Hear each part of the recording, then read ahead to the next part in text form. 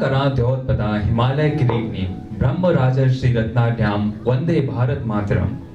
We bow to Bharat Mata, whose feet are being washed by ocean waves, whose crown is the great Himalaya. A charming good morning to one and all present here. I, Pritika, And I, Chaviyush, extend our warm welcome to each one of you present here on behalf of Netaji Subhas University of Technology. we welcome you all to the National Integration Camp 2022. The moment is finally here, the stage is set. The beauty of India comes together to bless the national capital at Netaji Subhas University of Technology. India holds the pedestal on world stage for its alluring cultural grandeur. The euphoric yet immersive ocean of arts, customs, rituals, and traditions takes human minds to delve into ecstasy.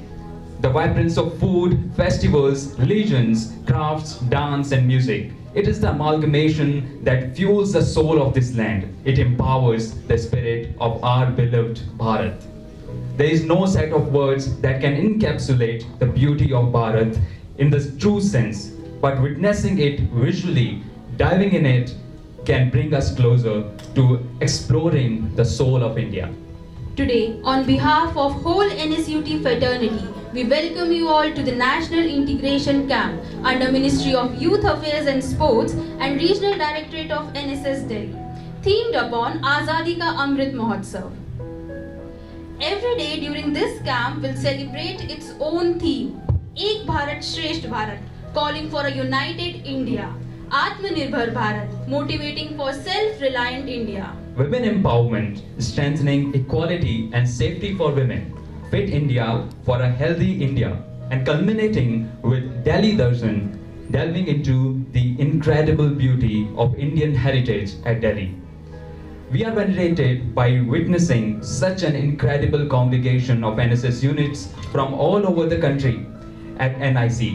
It flaunts the convergence of diverse Indian cultures in the heart of nation, our beloved Delhi. Thronged with eminent presence of guests, dignitaries, NSS volunteers and participants. We would like to welcome our Honorable Vice Chancellor, Professor J.P. Saini sir. He is a great source of inspiration and motivation for the students and volunteers. I would like to invite Sharna to present a token of respect to sir. Huge round of applause for sir. We are profoundly delighted to take this opportunity to introduce the chief guest for the inaugural ceremony, IPS Shri Pankaj Kumar Singh, Director of NSS, Ministry of Youth Affairs and Sports. With a huge round of applause, please welcome Shri Pankaj Kumar Singh sir. Sir completed his BA in Instrumental and Control Engineering from Netaji Subhas Institute of Technology. He has worked for 4 years with Oil and Natural Gas Corporation and has as an assistant engineer, 1 year with Indian Revenue Service before joining Indian Police Service in the year 2008. He holds an outstanding record in Indian Police Service, accomplishing all the objectives and goals of work assigned. Throughout his tenure, Sir has been dedicated to maintaining public peace and order, preventing and detecting crime through professional policing. Sir has more than 18 years of extensive work experience in diverse fields and is currently serving as the Director of Department of Youth Affairs, Ministry of Youth Affairs and Sports, Government of India. Sir, NSUT welcomes you to the alum meter. Now, I would request Honorable Vice Chancellor Sir to present token of respect to Shri Pankaj Kumar Singh Sir. Please give a huge round of applause.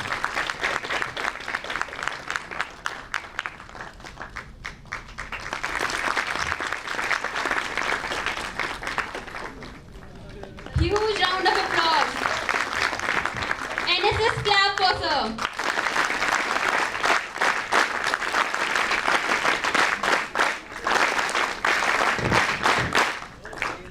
We would also like to welcome the Regional Director of NSS, Sri Jengji Long Sir. Sir has been a source of inspiration and motivation for us. Successful initiatives by NSS NSUT, unmatched achievements and organization of NIC wouldn't have been possible without his mentoring. We would like to present a token of welcome to Sir. NSS clap goes.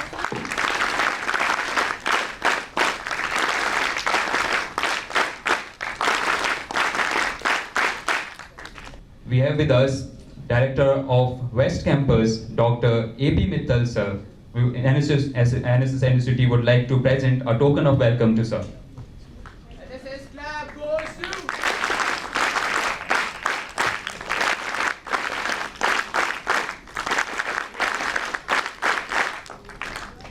We are also venerated to welcome Professor K.P.S. Rana, Dean of NSUT.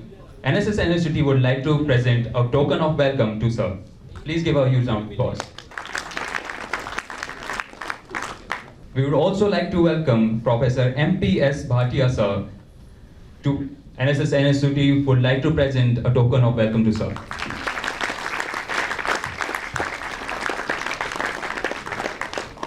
We are venerated to welcome Shri Pradeep Deswal, sir, Executive Engineer, NSUT at NIC 2022. NSUT would like to present a token of welcome to Sir. NSS clap goes.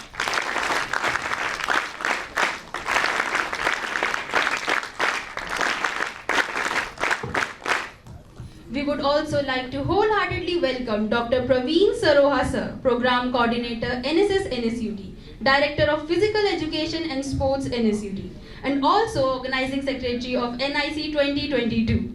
His able guidance made this National Integration Camp turn into a reality. We welcome you, sir. NSS clap goes.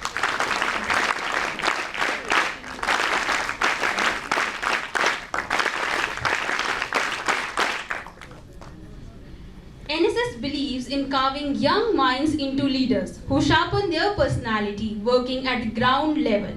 Over the years, NSS has executed initiatives ranging from camps, drives to community welfare projects. NSS volunteers strives to upkeep the legacy of over 52 years, rendering the service to the nation, living up to the motto, not me, but you. With this, we welcome all the states participating in National Integration Camp. Where snow-white mountains are immersed into deep meditation from prehistoric times, where mountain streams from flowing with sweet sound as if little children are reciting their nursery rhymes, where the green meadow, valley of flowers, and apple of orchard are eagerly waiting to welcome you. With a huge round of applause, we welcome the contingent of Jammu and Kashmir.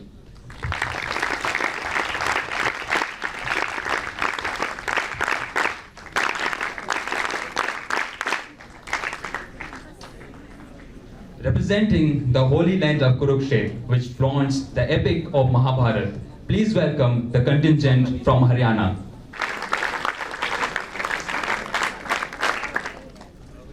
Where the river Teesta sweeps the mountains, where the first rays of sun makes the Mount Kanchenjunga glow.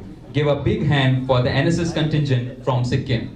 The land of 5 rivers, India's bread basket, the cuddle of green revolution, the land of saints and warriors. Huge round of applause for NSS contingent from Punjab.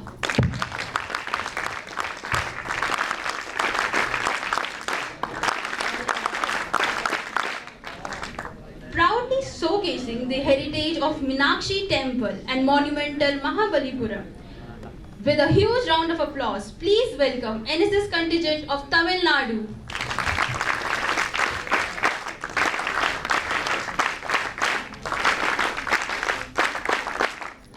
The state flaunting the valor of Ahoms, the beauty of Bihu. Welcome the NSS contingent from the state of Assam.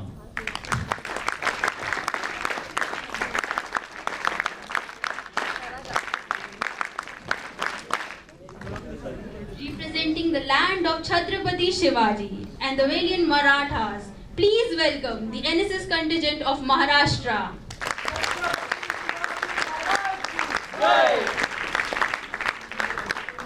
Proudly exhibiting the heritage of Lipakji and the beauty of Vijayawada. Give a big hand to NSS contingent of Andhra Pradesh.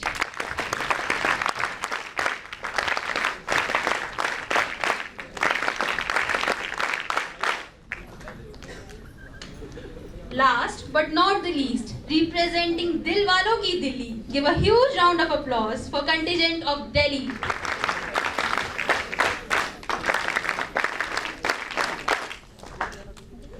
NSUT welcomes you all. Once again, a huge round of applause for all participating teams.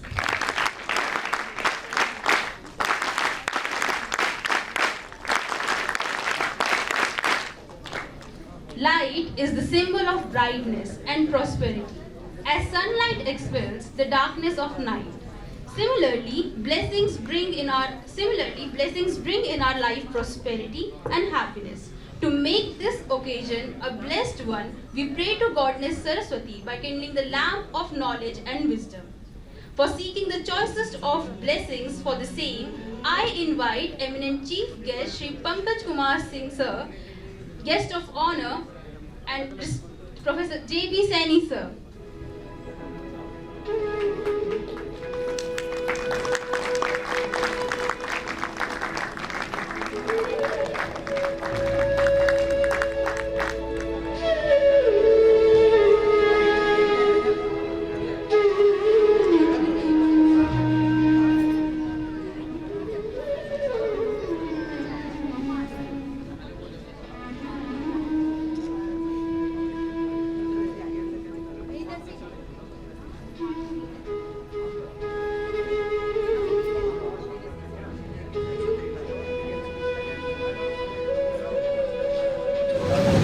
If there exists the best way to explore and remember the objective of National Service Scheme, then it is undoubtedly the NSS song, a melody that resonates in the minds of young NSS volunteers, bringing them together to render their service to the nation. To present the NSS song, we would like to invite young talent from NSUT. These young minds came forward with all zeal and enthusiasm to be a part of NIC. With a huge round of applause, please welcome and motivate these children for NSS song.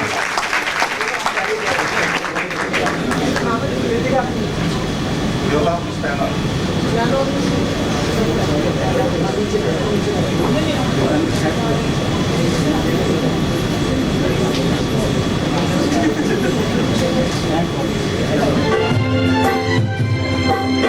समाज के लिए उठे उठे जगे स्वराष्ट्र के लिए जगे जगे स्वयं सदैव सुंदरा सवार दे स्वयं सदैव सुंदरा सवार दे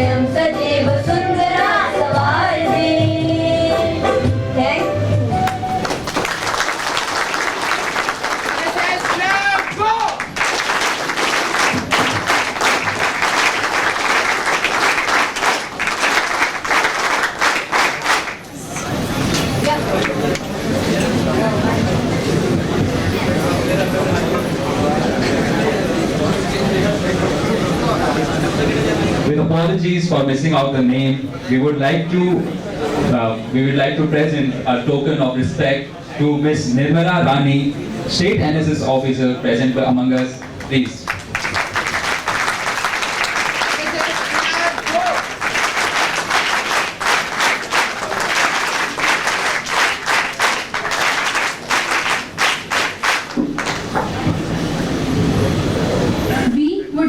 Invite Dr. Praveen Subhas, Program Coordinator NSS NSUT for welcome address.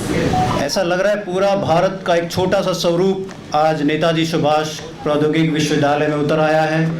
देख के इतना हर्ष और इतना आनंद महसूस हो रहा है कि मैं बता नहीं सकता। और बहुत बहुत आप लोगों का अभिनंदन, आप लोगों का बहुत बहुत वेलकम।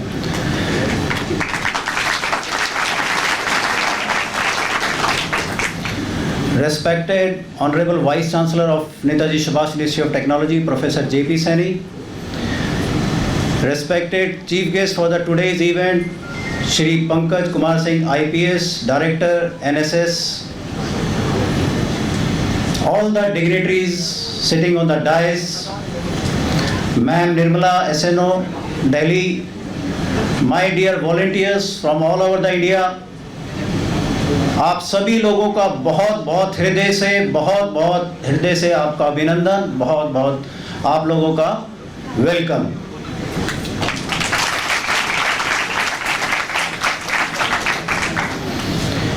कुछ स्टेट्स अभी रास्ते में हैं, जैसे मुझे पता चला है कि they are not reached here, they are still on the way. 4 states out of the 12 states, we are 4 states, they are still on the way and they will join us very soon. Delhi and Sikkim, Punjab and Andhra Pradesh, Maharashtra and Orissa, Rajasthan and Assam, Jammu Kashmir and Tamil Nadu, Haryana and Telangana. Why I am calling all these states in pair? हाँ जी, they are pairing state under एक भारत श्रेष्ठ भारत। एक बार जोरदार तालियों के साथ हम फिर से एक बार अपने आप को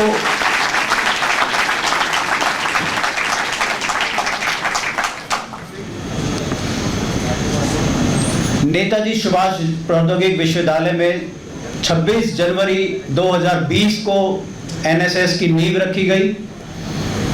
under the guidance of honourable vice chancellor professor JP Saini sir का ही एक मिशन था, विजन था कि यहाँ पर एक एनएसएस की यूनिट को हम स्थापना करें। ऑनेस्टली, ईमानदारी से बताऊं, मैं मुझे जिम्मेवारी दी गई एनएसएस को कमांड संभालने के लिए। मुझे नहीं पता था कि एनएसएस में क्या होता है। मैं स्पोर्ट्स में यहाँ पर पिछले कई सालों से काम कर रहा था, मुझे नहीं पता था एनएसएस में क्या होता, क्योंकि मैंने कभी विद्यार्थी जीवन में भी मैंने कभी एनएसएस का नहीं देखा था, ना उसमें मैंने एक्सपीरियंस किया था। तो आई स्टार्टेड वंडरिंग आउट कि मैं कहाँ पर जाऊँ, किसके पास जाऊँ, कैसे करूँ, कैसे ना करूँ, क्योंकि रिजल्ट्स देने थे, एक जिम्मेवारी दी गई थी विश्वविद्यालय की तरफ से। डिफरेंट कॉर्नर्स टच करे। एसएनओज के जो है, एसएनओज डिपार्टमेंट आपका दिल्ली गवर्नमेंट का है, उनके पास गया, उनसे अपॉइंटमेंट ली। तो उन्होंने जब स्टेटस पूछा आपके पास कितनी यूनिट है, तो मैंने बताया कि हमारे पास 1 यूनिट है। तो उन्होंने बहुत ज़्यादा तवज्जो दी नहीं कि गरीब से हैं ये, तो इनके कोई क्या ही, इनका क्या करना है, तो बहुत ज़्यादा नहीं तवज्जो मिली। उन्होंने बोला आप अपना काम हम शुरू करो, देखेंगे आपको आगे कैसे हम आगे बढ़ाते हैं, कैसे करते हैं। I went to different other universities, colleges कि क्या क्या हम कर सकते हैं। तो जनरली मुझे लगा कि एनएसएस में कुछ साफ़ सफाई कर लें, कुछ थोड़ा बहुत किसी की मदद कर दें, छोटा मोटा, यही एनएसएस होगा। तो हमने स्टार्ट भी ऐसे ही किया अपने विश्वविद्यालय में। जब 26 जनवरी 2020 को हमें स्टार्ट किया तो हमने विश्वविद्यालय में एक क्लीनिनेस ड्राइव करी, जिसे प्लॉगिंग ड्राइव कहते हैं। उसके बाद क्या दिमाग में ये रहा कि यार भी करना क्या है इसमें एनएसएस में। तो स्टार्ट किया काम करना। जैसे पता चला कि इसमें काम करना है, कम्युनिटी सर्विस करनी है। 2020 में कुछ दिन चले ही थे, कोविड ने हमें ग्रस्त कर लिया। तो कोविड ने ग्रस्त किया तो वहाँ सही इम्तिहान हमारा शुरू हो गया। और I am proud to say that this unit has established its name during the COVID. मैं मतलब ये फ़ख्र के साथ कहता हूँ कि इतनी मदद करी, इतने लोगों तक पहुँचे, आउटरीच किया, जगह जगह जाकर लोगों से बात करी, जहाँ पर हो सकता था मदद करी, real time based data create किया, वहाँ पर ऑक्सीजन सिलेंडर्स कहाँ पर मिल सकते हैं, कहाँ ज़रूरत हो सकती है, 24/7 एक हेल्पलाइन डेस्क हमने इनिशिएट किया। तो मैं अपने वॉलंटियर्स के लिए मैं एक बार आप लोगों से गुजारिश करूँगा, इन बच्चों के लिए जोरदार तालियों से अपने मेरे वॉलंटियर्स हैं, इन्होंने वो कर दिखाया जो एस्टेब्लिश यूनिट्स नहीं कर पा रही थी। ये मैं बड़ाई नहीं कर रहा अपनी कि मैं यहाँ पर इसको अपने प्रोजेक्ट कर रहा हूँ, पर ये काम बोल रहा है कि हम लोगों ने ये काम किया। बहुत सारे इसके अलावा और भी बहुत सारे हम लोगों ने काम किए, जिसमें यूनिवर्सिटी ने 5 गाँव को अडॉप्ट किया उन्नत भारत अभियान में।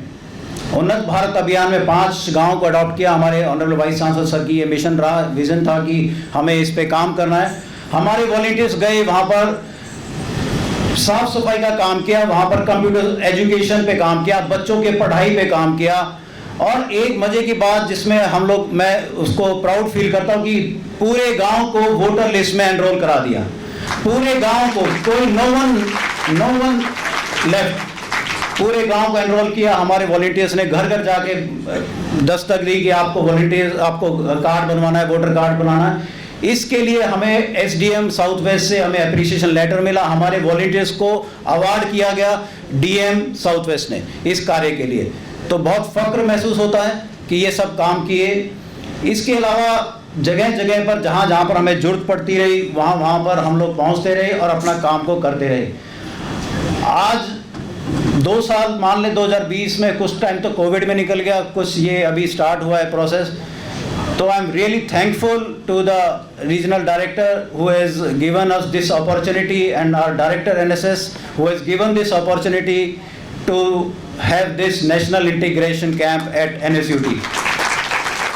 आई don't know we deserve it or not, but कहीं ना कहीं कुछ ना कुछ तो किया होगा कि कहीं ना कहीं इनकी नज़रों में हम आए हैं, और आए हैं तो कुछ ना कुछ अच्छा किया होगा तभी आए हैं। एक और एडिशन मैं करता हूँ, हम लोगों ने जैसे डिफरेंट काम किए, तो दिल्ली सरकार का एक प्रोजेक्ट चल रहा था जिसमें राष्ट्रीय ध्वज, हाई मस्ट नेशनल फ्लैग्स को लगाया जा रहा था। उनके कुछ मिशन इनका था कि इन्होंने इतने अराउंड द दिल्ली इन्होंने नेशनल फ्लैग्स लगाए, 35 मीटर हाई मस्ट फ्लैग्स लगाने थे इन्होंने। तो वो स्कीम्स हम लोग नेट पे थे तो हमने देखा कि ये सब चीज़ें चल रहा है, तो हम लोगों ने उनके जिस डिपार्टमेंट को ये कर रहे थे उस डिपार्टमेंट को रीच किया, उनको कन्विंस किया कि हमारे यहाँ एक ऑलरेडी 50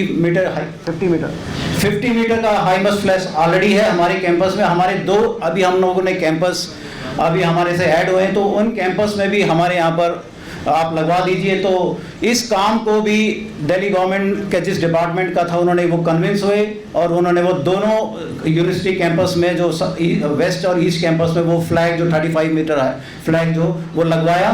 इसके अलावा एक फ्लैग जो है अडॉप्टेड विलेज में, नाना खेड़ी जो हमारा यूनिवर्सिटी का अडॉप्टेड विलेज है, वहाँ पर भी वो 90% काम हो गया है, फ्लैग रेज हो गया है, उसका फ्लैग लगना रह गया है बस। तो कुछ इसी तरीके से हम लोग आगे भी काम करते जाएंगे, यही मेरा और हमारा आप लोगों के साथ यही हमारा वादा है कि जहाँ जहाँ जरूरत होगी वहाँ पहुँचेंगे। तो इन्हीं शब्दों के साथ मैं बहुत बहुत धन्यवाद करता हूँ आप सभी का। और ये अगले 7 दिनों में जो हम लोग एक्टिविटीज़ कर रहे हैं ये थीम बेस्ड एक्टिविटीज़ हैं। हर एक दिन को एक थीम दिया गया, एक भारत श्रेष्ठ भारत, फिट इंडिया, आज़ादी के मतवाले, दिल्ली दर्शन। तो you will definitely have 7 days full of enjoyment. Her evening को एक कल्चरल इवनिंग एक नाम दिया गया, उसमें हर स्टेट्स को उसमें पार्टिसिपेट करना, अपने कल्चर को आगे करके आगे बढ़ाना है, अपना दिखाना है। तो इन्हीं शब्दों के साथ मैं आपका बहुत बहुत धन्यवाद करता हूँ। बहुत बहुत थैंक यू, नमस्कार। Thank you, sir, for your kind words. On behalf of NSS NSUT, we would like to welcome Shri Janjilong Sir, Regional Director of NSS Delhi, Haryana and Jammu Kashmir for the address. Please welcome him with a huge round of applause.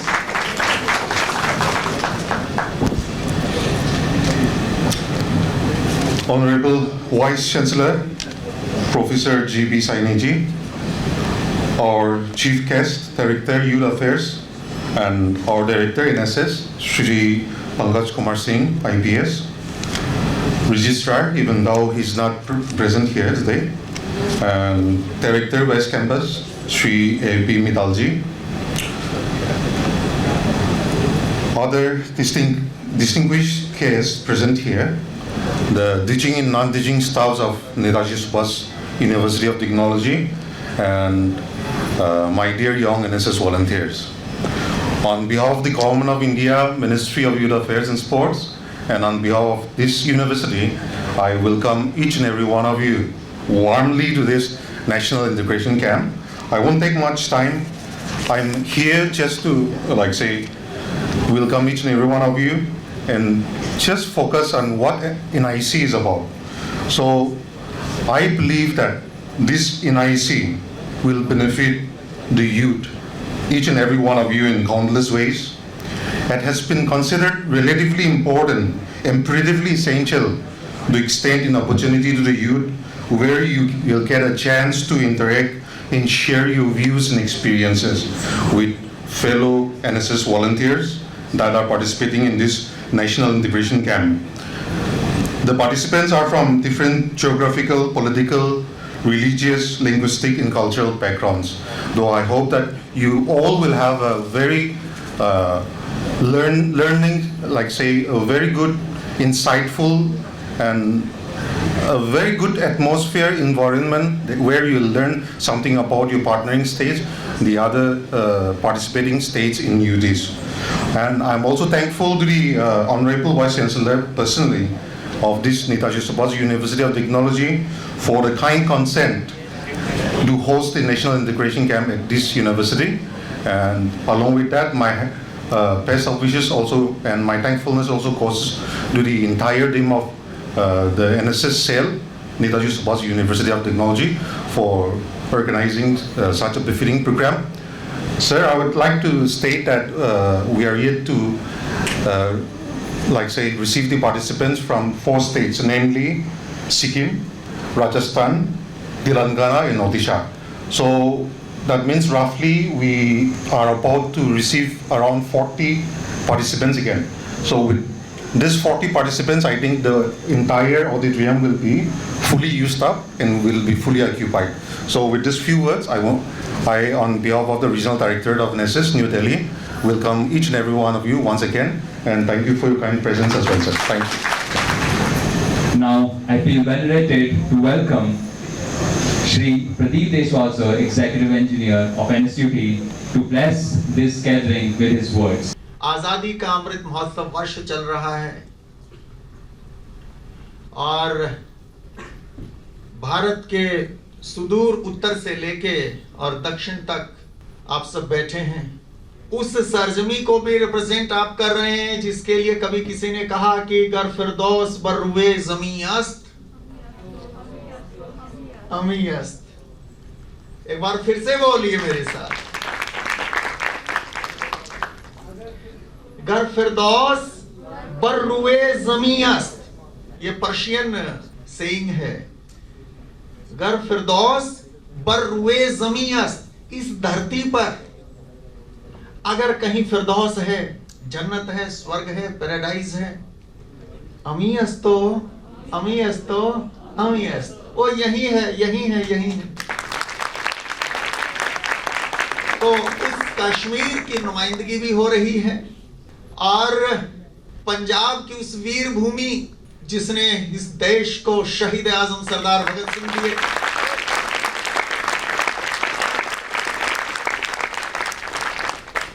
Punjab के नौजवान भी हैं।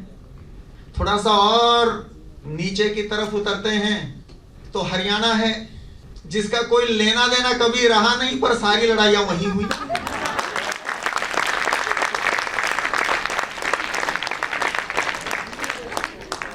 वो हस्तिनापुर के रहने वाले थे, 5 पांडव भी और 100 उनके दूसरे भाई भी।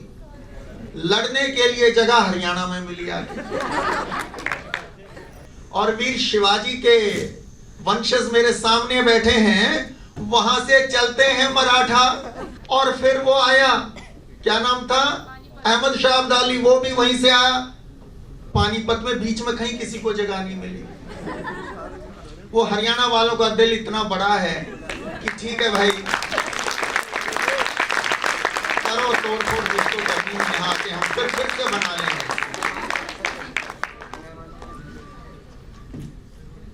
और महाराष्ट्र का तो कहना ही क्या साहब, जिसने इस देश को चापे कर बंधु दिए, तीन भाई, इस भारत की आजादी के लिए 3 भाई फांसी चढ़ गए। ऐसा उदाहरण नहीं मिलता दुनिया में।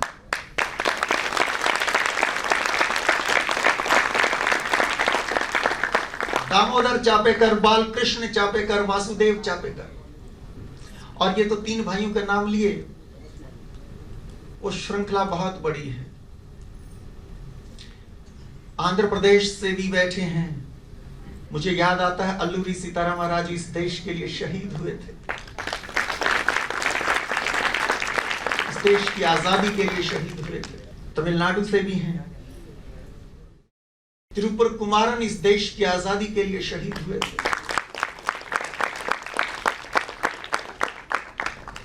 संख्या भले ही छोटी हो, पर मेरा भारत यहां सामने बैठा दिखता है। इतनी विविधताएं।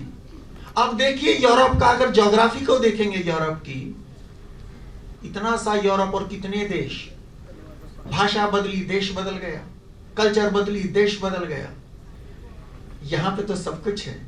कितनी भाषाएं और कितनी संस्कृति, कितनी विविधताएं, फिर भी जब एक तिरंगे की बात आती है तो 130 करोड़ लोगों के दिल में वो तिरंगा बसता है।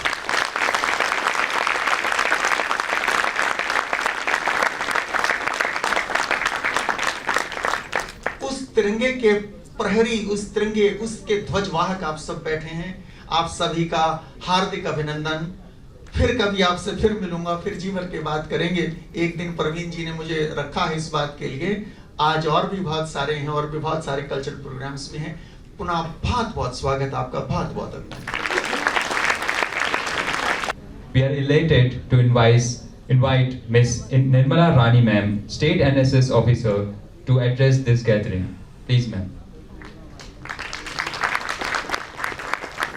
सभी को, मंच पर उपस्थित मेहमानों को और सभागार में उपस्थित बहुत जगह से आए हुए मेरे वॉलंटियर्स को बहुत बहुत नमन, आभार, अभिनंदन।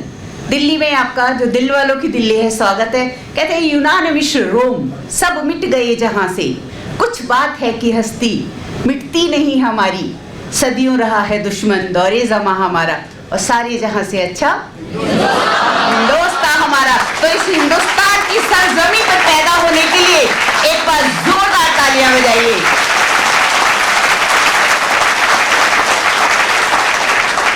आप लोगों से गुजारिश है कि एक बार एनएसएस क्लैप गो।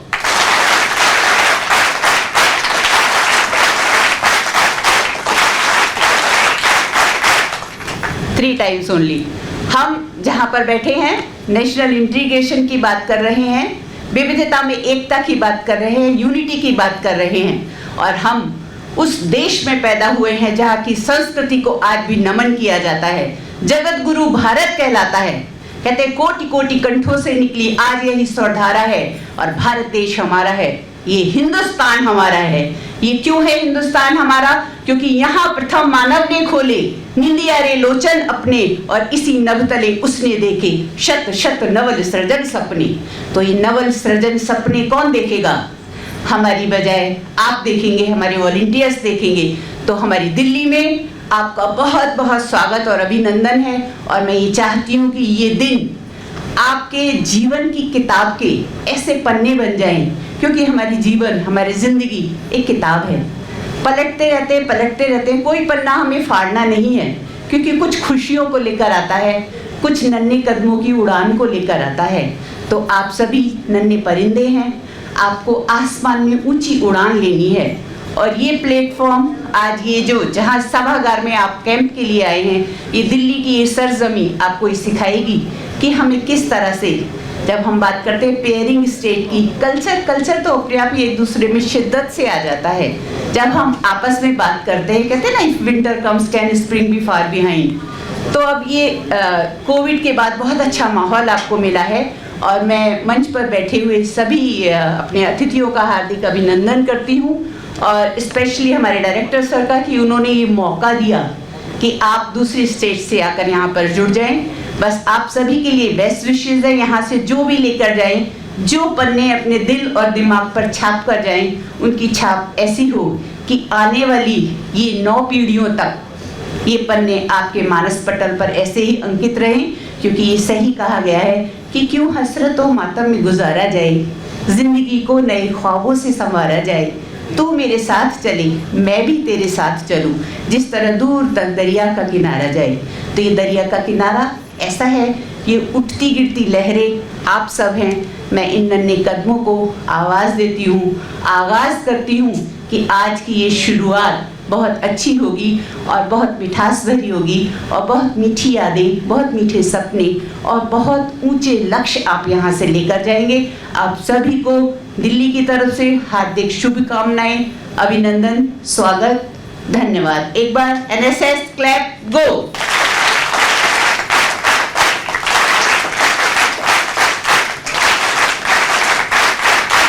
और इस कैंप के समापन पर आपको एनएसएस गीत सबको याद हो जाना चाहिए और बहुत मिठास के साथ सभी पार्टिसिपेंट्स जो हमारे वॉलंटियर्स हैं वो भी ये गीत गाएंगे, क्योंकि हमने कोविड में बहुत काम किया है। एनएसएस वॉलंटियर ने +2 के स्कूल्स में राशन डिस्ट्रीब्यूशन में, सिलेंडर डिस्ट्रीब्यूशन में, कोविड सेंटर्स पर, वैक्सीनेशन सेंटर्स पर हमारे अपने वॉलंटियर्स ने आगे बढ़ चढ़कर काम किया है।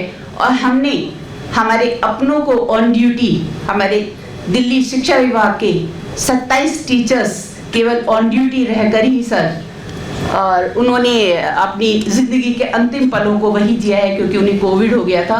और सेकेंड वेव में उन्हें बहुत हम ये श्रद्धांजलि देते हैं कि आगे से हमारे देश में कोई ऐसा व्यवधान ना हो कि हमारे परिवारों पर ऐसा कोई कष्ट आए। तो फिर कहते हैं ना कि ये तिरंगा हमारे सर पर रहे, ये हमारी मातृभूमि है और हमें कर्म करना है। इसी के साथ मैं सीमा सक्सेना अपने शब्दानुसार, नामानुसार अपने शब्दों को सीमा में बांधते हुए, क्योंकि बहुत सारे लोग यहाँ पर मौजूद हैं, आपको बहुत बहुत शुभकामनाएं देती हूँ।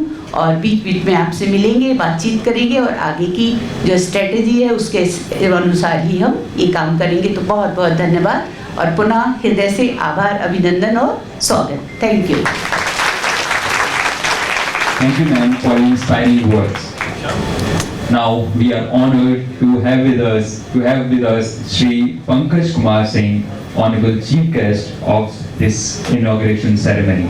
I would like to invite him to the dais to bless this gathering with his golden words.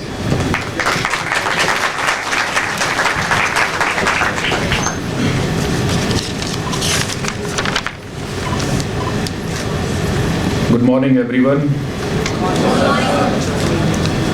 Professor J.P. Saini, Vice Chancellor, NSUT. Professor M.P.S. Bhatia. Professor K.P.S. Rana. Professor A.P. Mittal. Mr. Pradeep Deswal, Executive Engineer, NSUT. Dr. Praveen Saroha, Director Sports from NSUT. Sri Jang Jilong, Regional Director NSS. Madam Nirmala Rani, State Nodal Officer from Delhi Government. All the volunteers, all team leaders from various states who have joined this National Integration Camp. I would like to welcome first all of you to this National Integration Camp on behalf of the Government of India. Thank you so much for making efforts to join here today. I would like also to thank Dr. Saini, Professor Saini and his team for making efforts to organize this event in NSUT campus. So as I have already been introduced that I am an alumni of NSUT, so it is also very nostalgic and emotional moment for me. We graduated in the year 2002 from this college, and I still remember the days when we used to sit in this auditorium. So I have fond memories of NSIT, it was that time, and now NSUT. There was, as we were discussing just now, we had an intake of around 160 per year those days in one batch, sir. and it is now increased to 3,000, more than 3,000. So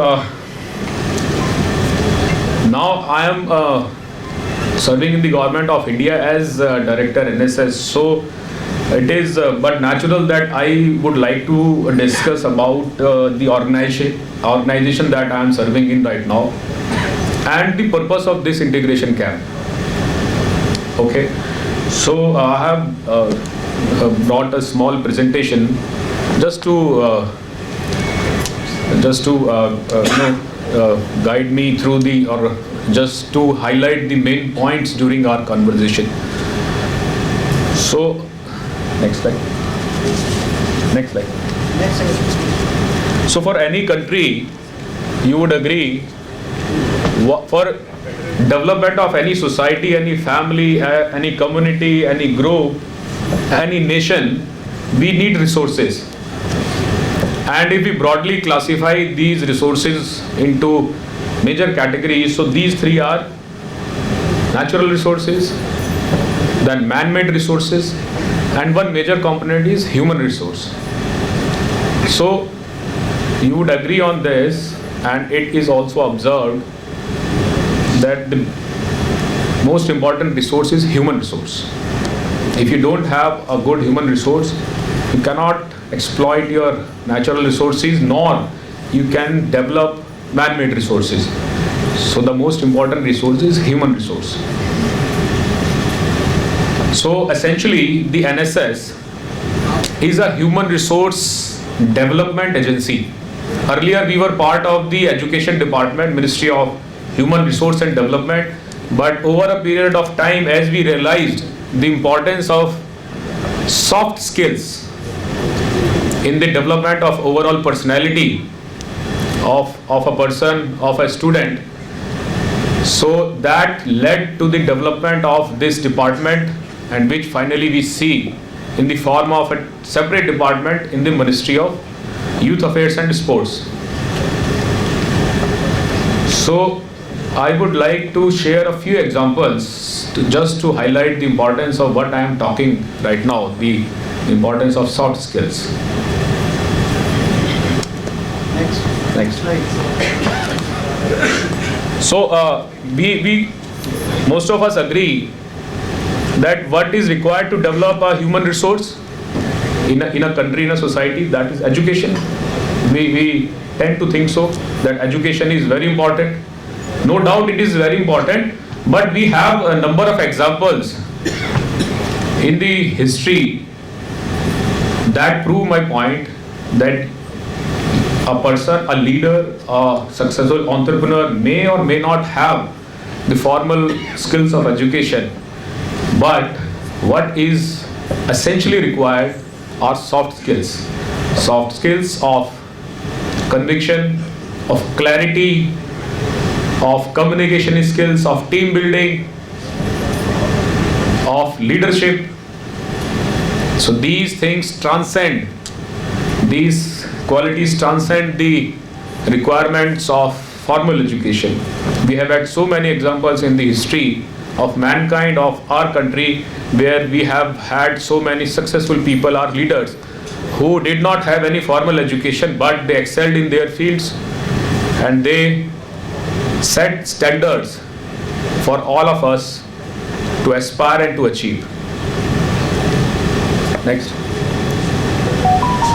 One such example, Mr. Bill Gates. All of you know that he had dropped out of his college.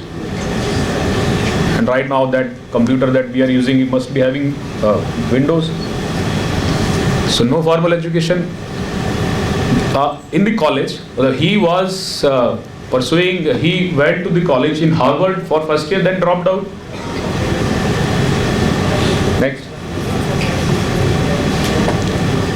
He is Mr. Walt Disney. Again, another example. So we grew up, you are of course, you are young people, when many of you must have been born when we graduated from the college.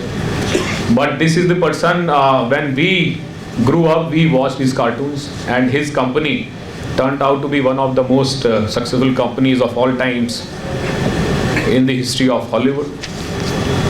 Next. Mr. Michael Dell, another example. Dell computers he set up. Next. Steve Jobs. So this proves my point. The formal education is of course very important. I am not trying to say you don't pursue your formal education, no. But the point I want to drive through is that the importance of other skills. So suppose they would have approached some company for a job, so they would have been rejected right away because they didn't have any degree. But still they achieved so much success. In fact, they not only achieved so much success, they changed the course of history. The way that we communicate, the way we do our calculations, the way we develop our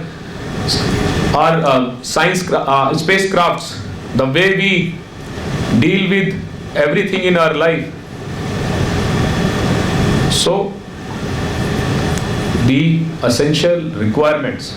This point I can say for sure with certainty, and if I say so in Hindi, आपके पास ये education बाकी की degree हो या ना हो अच्छी बात है, नहीं हो तो कोई बात नहीं, बट ये जो बाकी स्किल्स है ना, ये जरूर होनी चाहिए.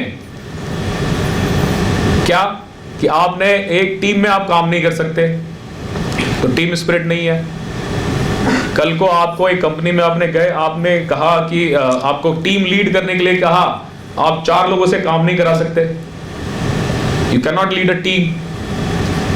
मुझे आज भी याद है when we used to sit for the interviews during our college days, they were not looking for your grades, they would always look for your attitude. And I can say for certainty that when you will appear for your interviews, again they would like to search for the same attributes. Even if your grades are not so high, but if you have right values, right traits, right soft skills, that will certainly take you to the greater heights of success. Next. Mr. Sachin Tendulkar, God of cricket. Again, education के बारे में तो मैं बात नहीं करूंगा ज़्यादा, but the other skills that he had which gave him the status of God of cricket in India. Next. Mr. Dhirubhai Ambani. You know, when he started his work, so he didn't have any formal education, and now there is no point of discussing in which is the biggest company in India. Next. Mr. Gautam Adani, recent addition to this list. So the importance of soft skills is it can never end the debate on this. It will always prove this point. Even if I have 2 options, that one person is highly educated, he has got 10 degrees, but the other person has got soft skills, he has only got 1 degree, I would definitely prefer that person over the another one.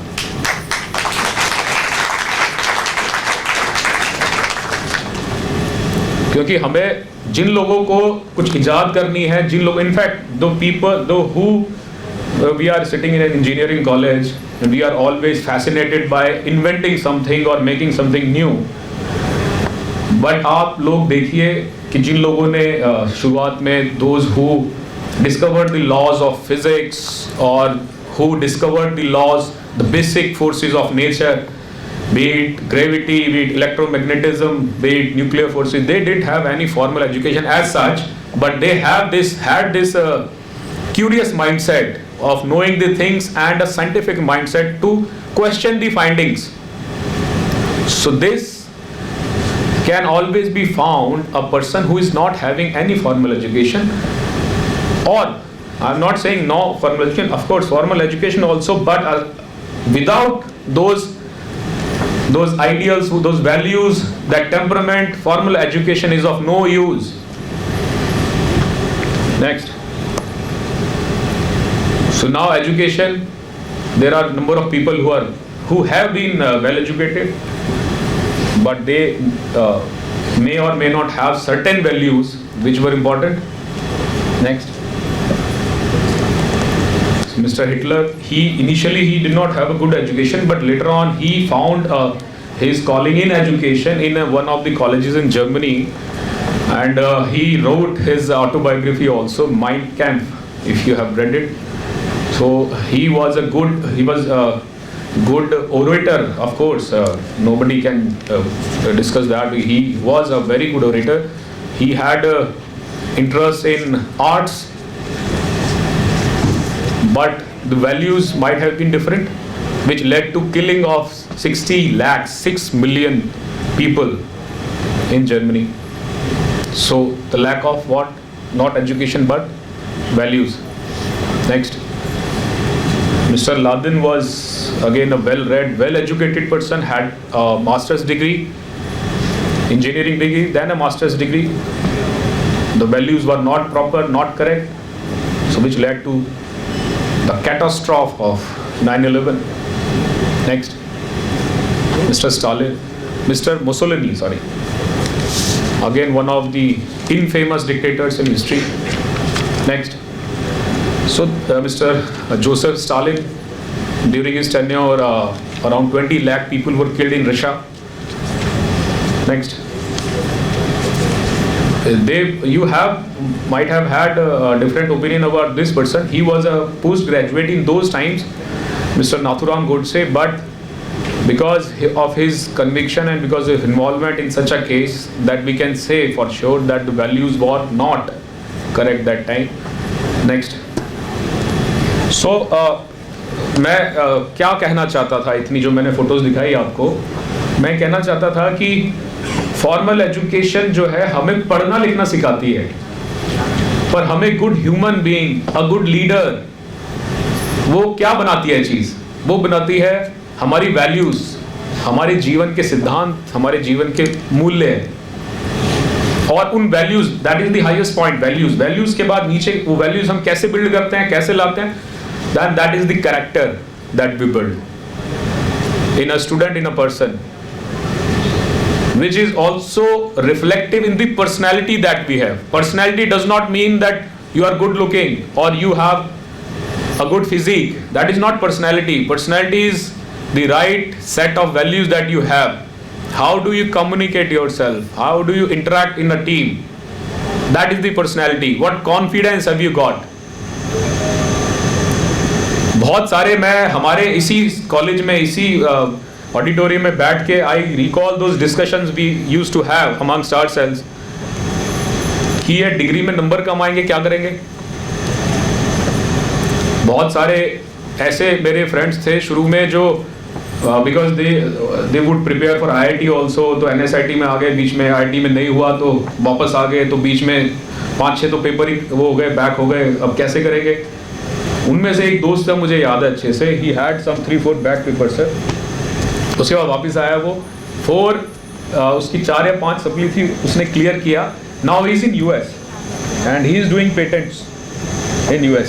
So it again, it never, your grades can never bog you down if you have the right set of values, right set of character, right set of personality. So now the role of NSS comes. NSS एक ऐसी संस्था है, it is one such institution of the government of India which is mandated to develop those values, those traits of the character, of building your personality. So as I said earlier, it was earlier the part of formal education setup, but as we realized the importance of these soft skills, then it turned into a full-fledged scheme under the Department of Youth Affairs, which was later formed as a different department and a different ministry altogether for developing these things. So you can see the importance that the government of India has assigned to these things which I have just told you. Next. So this is the evolution of NSS. So the very first University Grants Commission headed by Dr. Sarvapalli Radhakrishnan, who later became our president. So this commission recommended the working of a voluntary national service by the students. Later on, this was also recommended by the Central Advisory Board on Education. Then there was a committee by Professor Dr. Sayyidi, who was a renowned educationist. He also recommended the establishment of the NSS. So eventually, it was set up in 1969 in the birth centenary year of Mahatma Gandhi. And we started with volunteers of around 40,000 in number. And in 37 universities, which has now increased to 657 universities and 40 lakhs volunteers.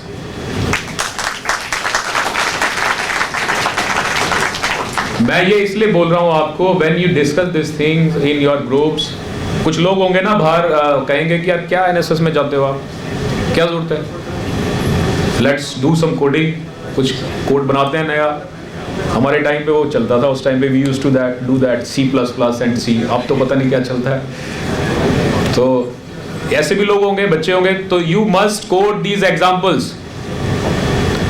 कि ये जरूरी नहीं है कि आप एक that you only concentrate on formal education things or established procedures of doing something. What is important is developing right attitude, right values, right personality, right character. And here comes the importance of NSS. Next. So these are a few objectives of NSS. Rather, these are the value additions that it makes to your personality, your character. Community service, you develop a sense of compassion towards your community, towards your groups.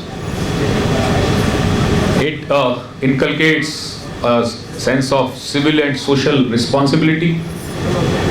It builds various skills, as I mentioned, team building skills, leadership skills, communication skills, confidence of taking on new challenges.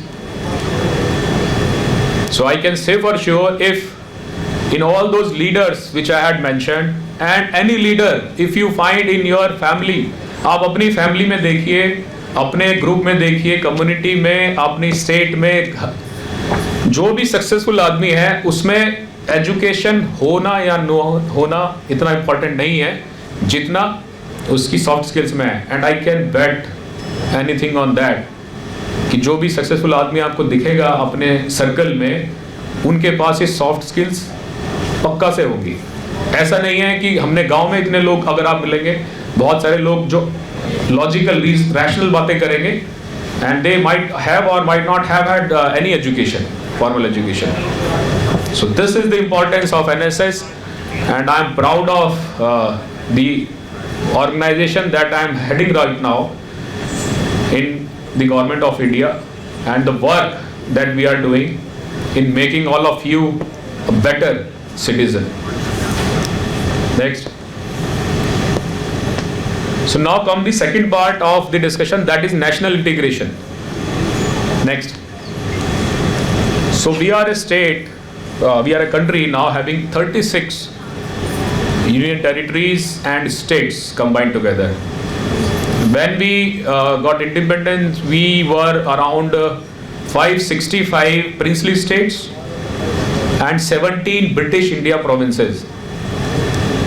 So during the earlier years of independence, so because of the efforts of our forefathers, including the then Home Minister Sardar Vallabhbhai Patel, we could bring in those states and the provinces as a single unit. अभी जो हमें दिख रहा है ना ये नक्शा, ये इतनी आसानी से नहीं मिला है हमें. So we must understand the importance of their contribution.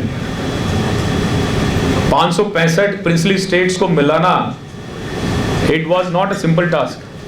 और उसमें से 3 स्टेट फाइनली जब बाकी सब मिल गई, जिनको एक ही फॉर्मूला लगाया गया था जो हमें समझ में आता है, when we analyze the strategy, that was carrot and stick policy. किन्हीं को तो प्यार से मनाया, जो नहीं माने उनको जबरदस्ती की, which was very apt and relevant at that point of time. But it was a very difficult task. which was done with huge difficulty but with a great result. तो ये मैप मैं आपको इसलिए दिखा रहा हूँ, आप इसमें इस मैप के जिस भी कोने से आए हैं तो इन चीज़ों को ध्यान में रखिए कि ये मैप इतनी आसानी से नहीं बना है, और अब हमारा काम क्या है?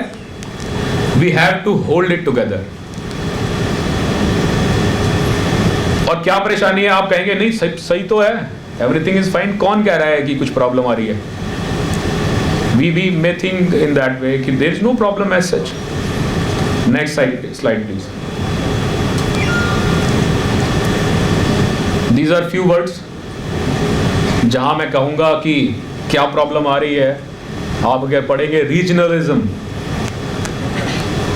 languages, we have 22 official languages and more than 100 other languages. यहाँ इंडिया में 50 कोस बोला जाता है कि 50 कोस में पानी भी बदल जाता है और भाषा भी बदल जाती है. और ये जो इम्पोर्टेंस है importance to these issues, you would agree that wherever we come from, we always, and wherever we go, the Indian diaspora, the one thing that we never forget in our life, even if a person loses his memory, अगर किसी का accident हुआ, वो कहता है मुझे कुछ याद नहीं आ रहा, पर वो उसी लैंग्वेज में बोलता है जिस लैंग्वेज में वो सीखता है. मतलब he can forget all his memory except his language. So इतना स्ट्रॉन्ग ट्रेट है, इतना स्ट्रॉन्ग एक पॉइंट है कि मुझे अपनी लैंग्वेज से इतना प्यार है कि अगर मैं भूल भी जाऊंगा सब कुछ, मुझे अपनी लैंग्वेज नहीं भूलेगी. So now we have 22 official languages, 100 other languages. So it is but natural that we love our mother tongue. Casteism, we have more than 3,000 castes in our country. There are so many caste groups working for their own caste and welfare. Communalism, more than 10 major religions we have in our country. Besides that, the number of sects run into thousands. Within religions also we have number of different sects, with everyone ready to die for their own beliefs and faiths. Economic disparities, with the increasing gap between the incomes and the assets of the top class and the lower class, this remains always a threatening issue to the overall stability of our society. So now if we go back, if we recall that national map, and when we see these challenges, we can easily appreciate the right values, the right attitude that we need to build amongst ourselves, not only in ourselves but wherever we go. As an ambassador of national integration, wherever you go, in your friend circles, your societies, your families, you must discuss and must impress upon them that these are the things we must develop, we must inculcate for the national unity, for national integration. And I am very happy to see here today the mini India that we have assembled here, and I am very sure that the things that I have discussed, these must have already been in your mind. The only need is to appreciate those feelings and spread those feelings and attitude amongst your family, your friends, your circle, your society. और मुझे पूरा भरोसा है कि इन values के साथ जब हम जिएंगे तो हमारे देश की इंटीग्रेशन को, देश की यूनिटी को कभी भी कोई खतरा नहीं होगा. और इसी वैल्यू को ध्यान में रखते हुए, इसी ऑब्जेक्टिव को ध्यान में रखते हुए, we have been organising these national integration camps in all our 15 regional directorates, and this is one such camp out of 15. And I must congratulate you. I must appreciate your efforts that you have been selected by your respective states to represent them in this camp. And you will make most of this opportunity, and you will learn these things. Which will not only improve your personality and character, but will also help the NSS fraternity in achieving its objective, its mandate. Once again, thank you so much, and thank you so much, sir, for inviting me here today. It is a wonderful experience to be in your alma mater, and I am sure that I'll try to find out more reasons to come here again and again. Thank you so much, sir. Thank you. Thank you, sir, for your erudite and inspiring words at NIC 2022. We are honored to invite Honorable Vice Chancellor, sir, of Netaji Subhas University of Technology, Professor J.P. Seni, sir, to address this gathering. Please, sir. So, good afternoon to all of you.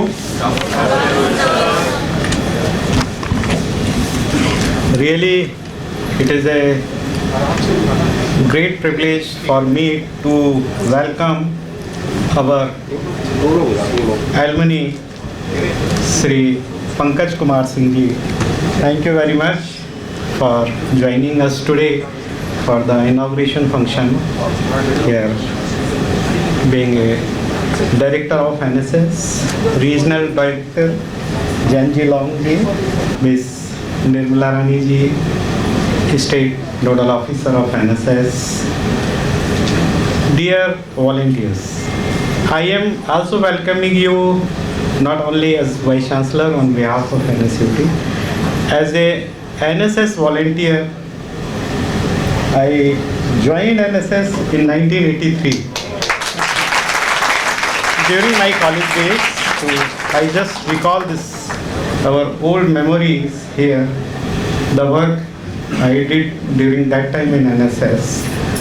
So thank you very much for giving here this opportunity to NSUT to conduct here this National Integration Camp here in NSUT here. So welcome to all the participants from the different part of the country to the heart of our country, Delhi.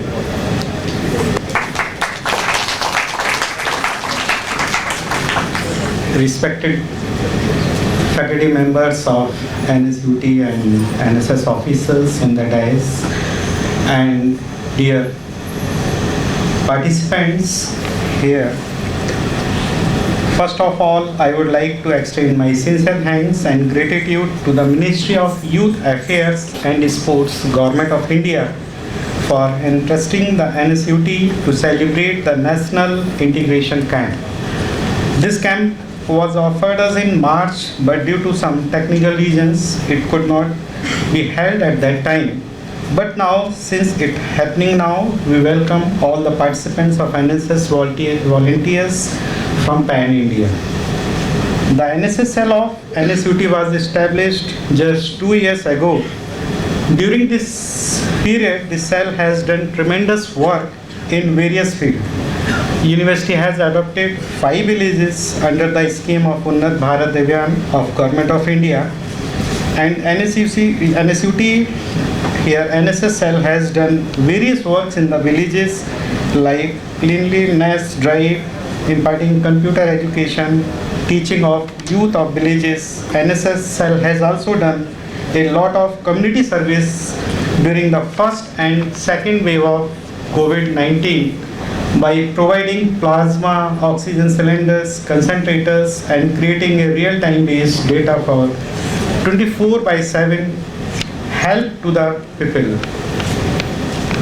During that time, University has arranged 46 concentrators during COVID wave 2, and it was all due to here sponsoring done by our here alumni of USA. So they here arranged 46 concentrator and here sent from USA to NSUT. Today we all feel proud to be the part of this National Integration Camp celebrating India's cultural diversity and its alluring beauty. It is elating to witness such vibrancies appropriately encapsulating India's spirit. Today I am excited to address all such potential young leaders whom I believe will set the sail for a strong and healthier India, and who will propagate the treasures of India's culture diversity. Just like its vast geography, India's culture also comprises a wide range of diversity in terms of language, festivals, food, religions, etc. The people of this nation embody the quality of compassion and empathy. Despite having cultural values and traditional customs that are poles apart, there is a sense of congruence and unity that prevailed among people. I wish all the best to the volunteers and program officers of various contingents. We hope you all will enjoy this camp. We try to provide the best accommodation and food to the contingent and wish your stay at NSUT will be pleasant and comfortable. I once again welcome all the contingents here and program officers of NSS from different universities. I also convey my sincere thanks and gratitude to our distinguished guests who spared their valuable time from their busy schedule. Just as Mahatma Gandhi ji once said, a nation's culture resides in the heart and soul of its people. Believing the same, I wish you all the best for National Integration Camp 2022. So thank you very much. Thanks. With huge round of applause, welcome Akshita Virat for her dance performance on Bharatnatyam. Please, Akshita.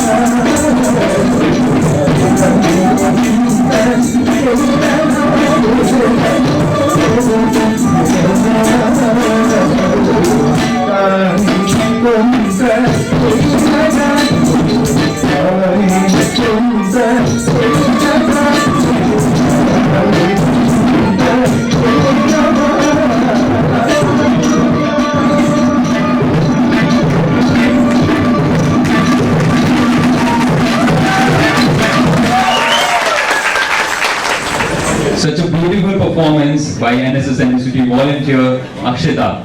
Please give a huge round of applause for her performance.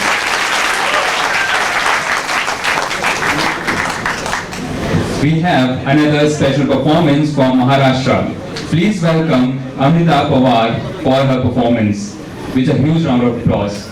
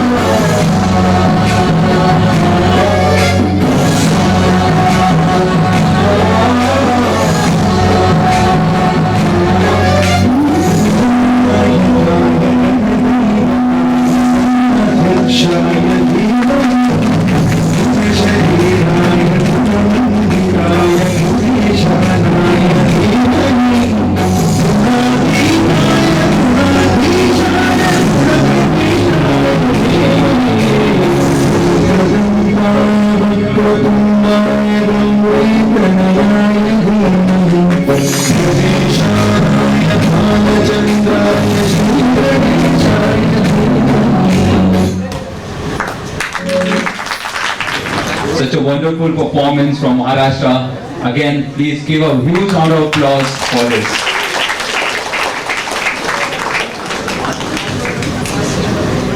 Now, get ready to explore our beloved Delhi, NSUT and NSS NSUT cell. Here comes a short video documentary representing the Delhi. 5, 4, 3, 2, 1.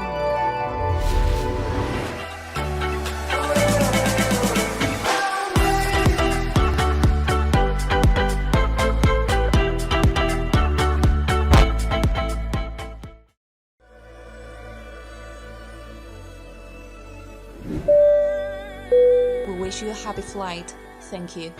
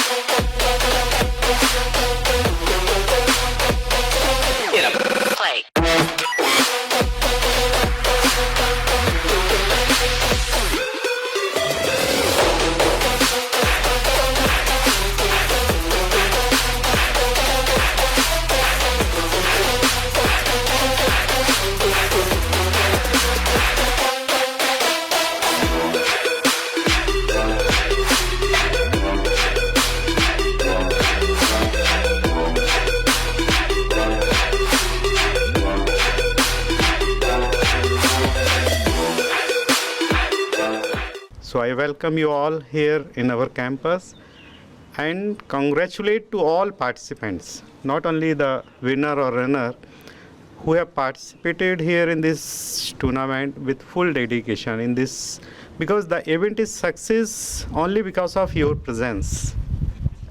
I also thank to all the participants who made it successful with their very good participating enthusiasm, participating spirit, sports spirit in the true sense, and all did very well. So thank you all the participating teams, all the managers, their coaches, arbitrators for making this event very successful. नमस्कार, मैं doctor Praveen Saroha, university program coordinator of NSS NSUT cell.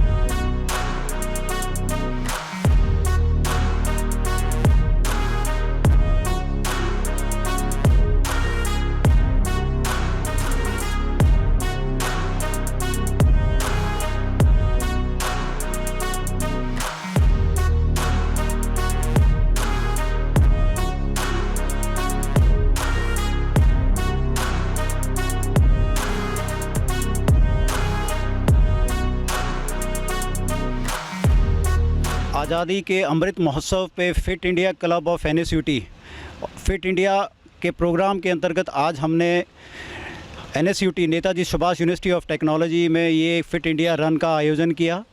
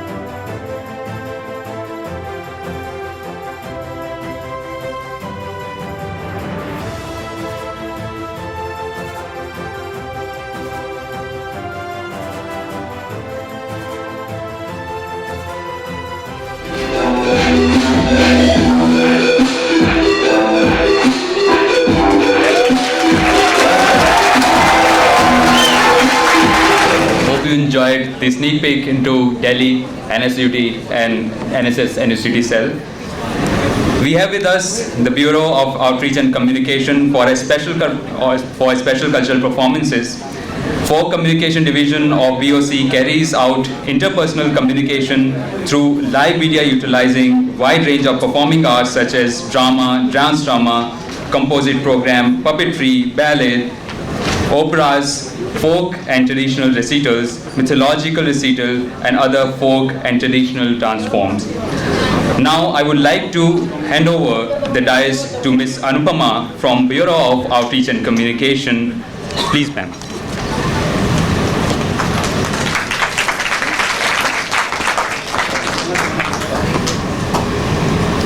Thank you so much, Abhyush. A very good afternoon to all the dignitaries, artists, volunteers and students present here.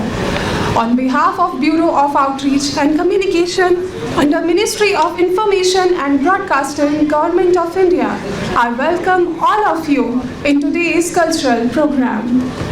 Today we are here to celebrate the inaugural function of National Integration Camp organized by Netaji Subhas University of Technology.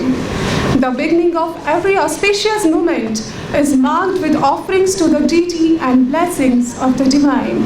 With this, for the first performance, we have a beautiful rendition of Ganesh Vandana performed by the artist of registered troupe Badshah Arts of Delhi region under Bureau of Outreach and Communication. Thank you.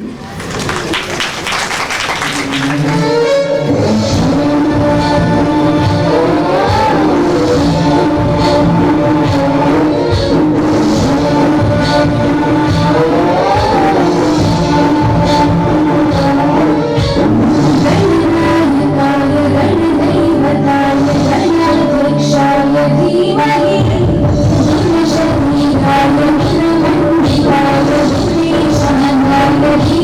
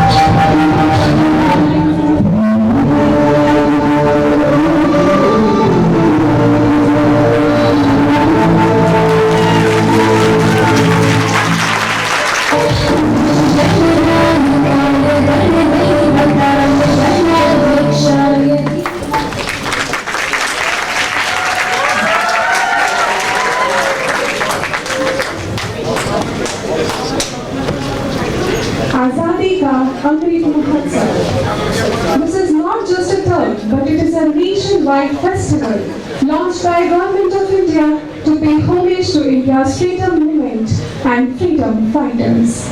During this celebration, the country will remember all the significant landmarks during India's independence movement as Azadi Ka Amrit Mahotsav reminisce the elixir of value of freedom.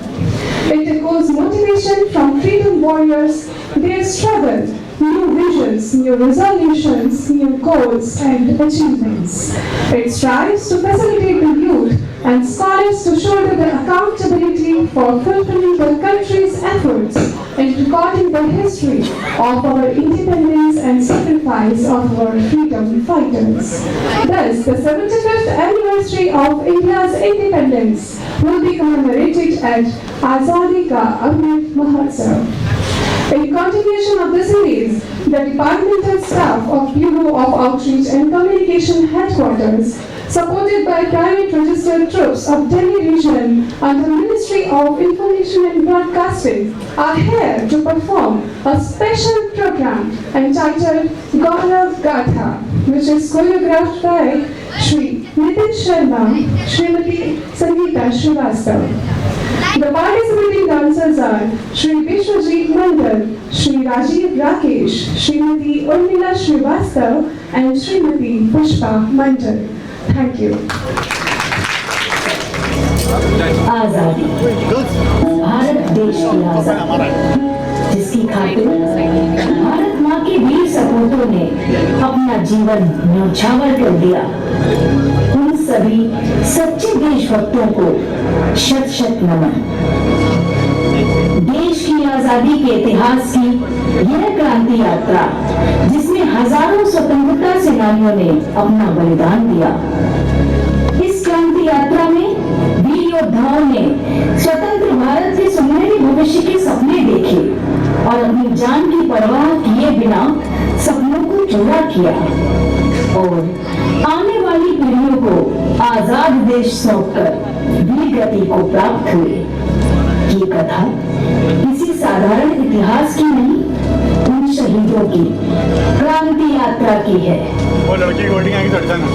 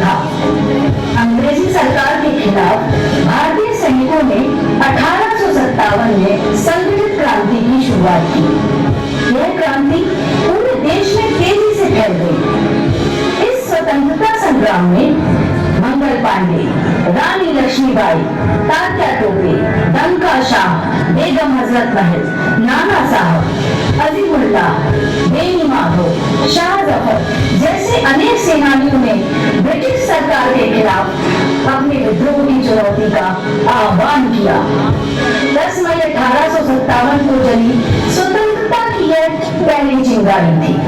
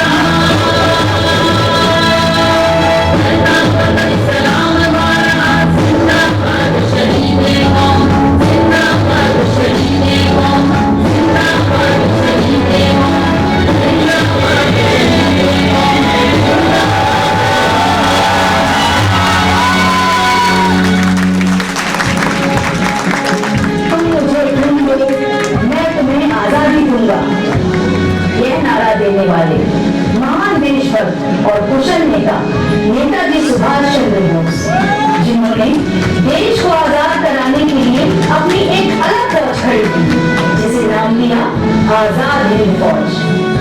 Netaji ने सशस्त्र क्रांति द्वारा भारत को स्वतंत्र कराने के लिए 21 अक्टूबर 1943 को आजाद हिंद सरकार की स्थापना की। दिल्ली चलो और जय हिंद जैसे जोशीले नारों से नेताजी सुभाष चंद्र बोस ने भारतीय स्वतंत्रता संग्राम में नई जान फूंक दी।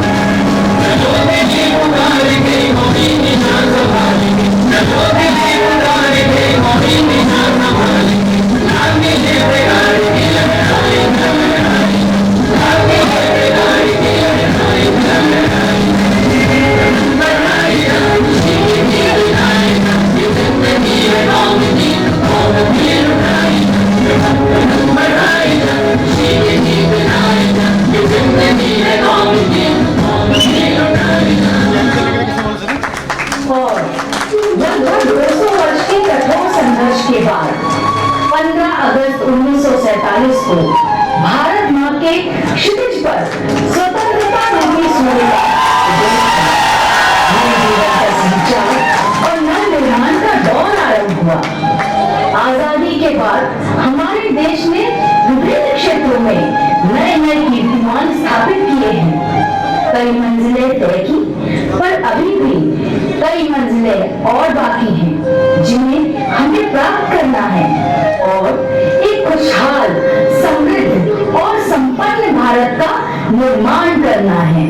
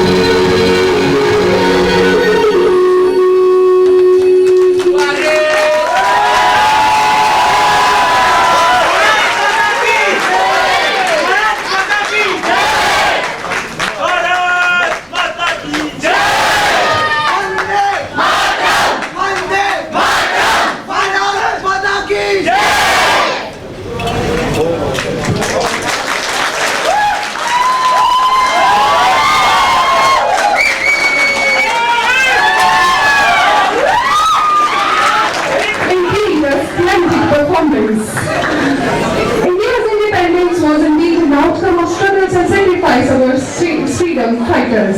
Even after the independence, the country has been facing various problems. The last performance showcased this very idea entitled Manzil Ek Mil Gayi, Lekin Kai Baki Hai. Here I would like to add a very important point that to counter these challenges, the present government under the aegis of Honorable Prime Minister Shri Narendra Modi ji has launched mega schemes like Pradhan Mantri आजीविका mission, Ayushman Sahakar scheme, प्रधानमंत्री जन धन योजना, to name a few. This performance was done by the departmental staff of Bureau of Outreach and Communication, headquartered and supported by private registered troop of Delhi region. In this whole proceeding, I would like to thank the technical support as well, which is provided by Shri Naresh Vikal, Shri Virendra Paul, Shri Soham Arya, Shri Mukesh Taman, Shri Pranab Burman, Shri Manu Sood and Shri Narul Hassan. With this, the performance by Bureau of Outreach and Communication under the Ministry of Information and Broadcasting comes to an end. I would like to hand over the charge to Shri Subhas. Thank you and have a nice day.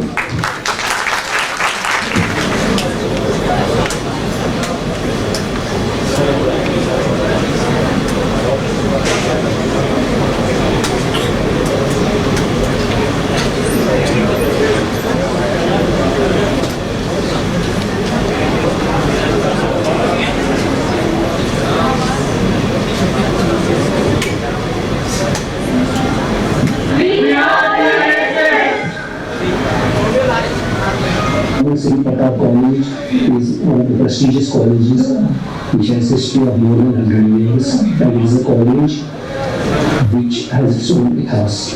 This college not only is imparting its education in the form of sciences, but it also provides the students an opportunity so that they will see an overall development in their personalities. And for that purpose, there are so many other curricular and co-curricular activities which are going on in the institution, and one such aspect is our NSS.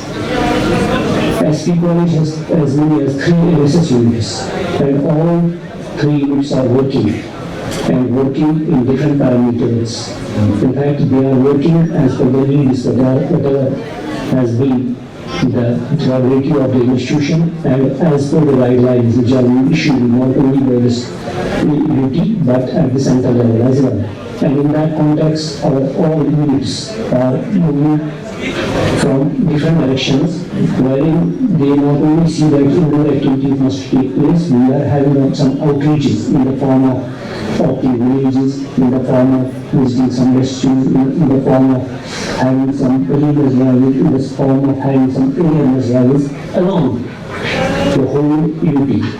And during that process, students are getting a chance to interact with different societies, to interact with different sections of the community, and thereby enhancing their knowledge what is required for the development, for the benefit of, for the goodness of the society. And in that context, students always are very much trained, and we are being trained to see that besides teaching learning process, what we can give to our society in the form of having social services. And when we talk of social services, there are various other aspects besides reaching out to communities, having camps, having seminars, workshops, and almost here in this college, we are almost providing our services to each and every aspect of the life, and students are really very much enthusiastic when they see that there is some other areas besides teaching learning process within the institution itself. So in that aspect, we are satisfied with the working of our NSS members. Our NSS officers are very active, they are enthusiastic, they are young and energetic, and at the same time we are providing their best possible services by way of reaching out to the students, and we are reaching out to the community. Thank you. Actually, this NSS is the voluntary services, and the students here, you can see that the NSS, the main objective, if we will see that it forms the personality of the students, and also this can, the NSS, it gives you the spirit of sacrifice. Our students, our volunteers, when everybody was at the home, our volunteers, they were on toes during the COVID times, and they reached to the persons who were in need. Actually, this NSS, it shows us that you should live for the society, you should not live for your own selves. So it gives you the responsibility that whenever there is any need in the society, at any corner of the society. The volunteers, they should have the eagle's eye so that they can reach to those persons which are in need. We would like to share one of our experiences. Once we had been on a cleaners drive nearby public place. So our NSS volunteers, girls, they were cleaning some day, and there were a few boys, they were irritating them. Once they cleaned, they were just throwing again the waste. They were cleaning, they were throwing the waste. But they did it 3 times, but after 4th time, they themselves realized that we are doing a very bad thing. They left the place. And I saw a smile on my NSS volunteers that they did a brilliant job without even doing anything out of context. So if we are inculcating such great values in our students, I feel really proud to be in NSS. And seriously, if I go by the motive, they focus on not me but you. Thank you. Not me but you.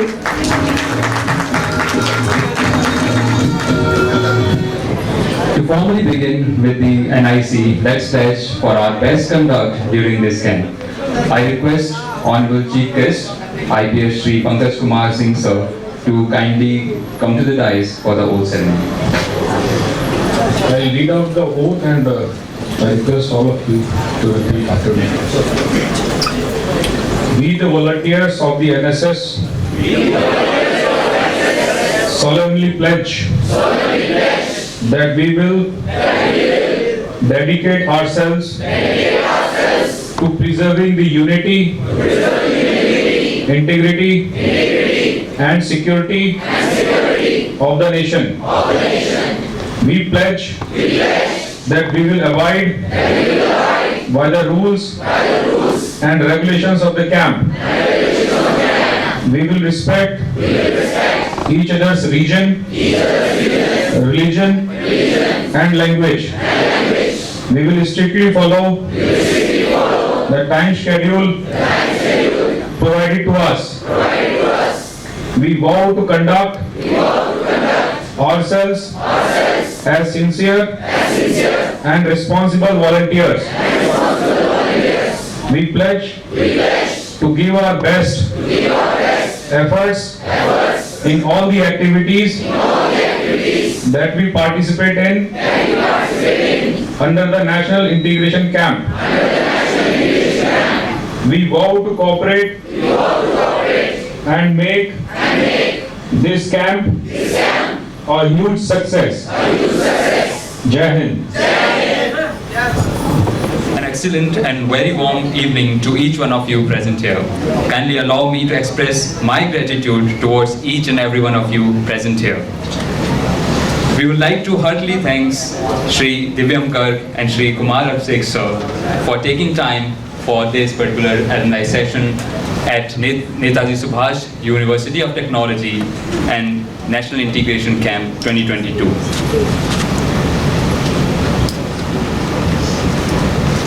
If we talk about today, our graduates have widely spread throughout the globe in search for growth, learning, knowledge, and their performances make difference everywhere.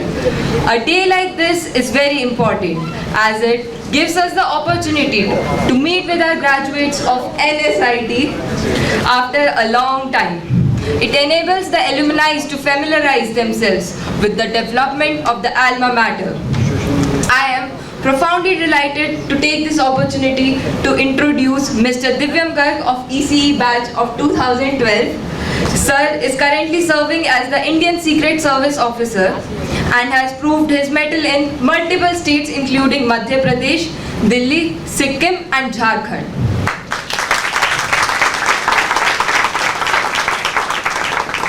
In just over 3 years into service, got an article on decoding radicalization and halting its march, published in reputed and internationally recognized National Police Academy Journal. It is a prime national policing and security related policy making journal of India. Apart from that, Sir has also been a recipient of multiple commendations, awards and rewards from the Government of India in such a short career and has also been nominated for Gallantry Medal. I invite you on the stage, sir, and request you to address the gathering with our golden words. Thank you. Thanks a lot for this wonderful introduction.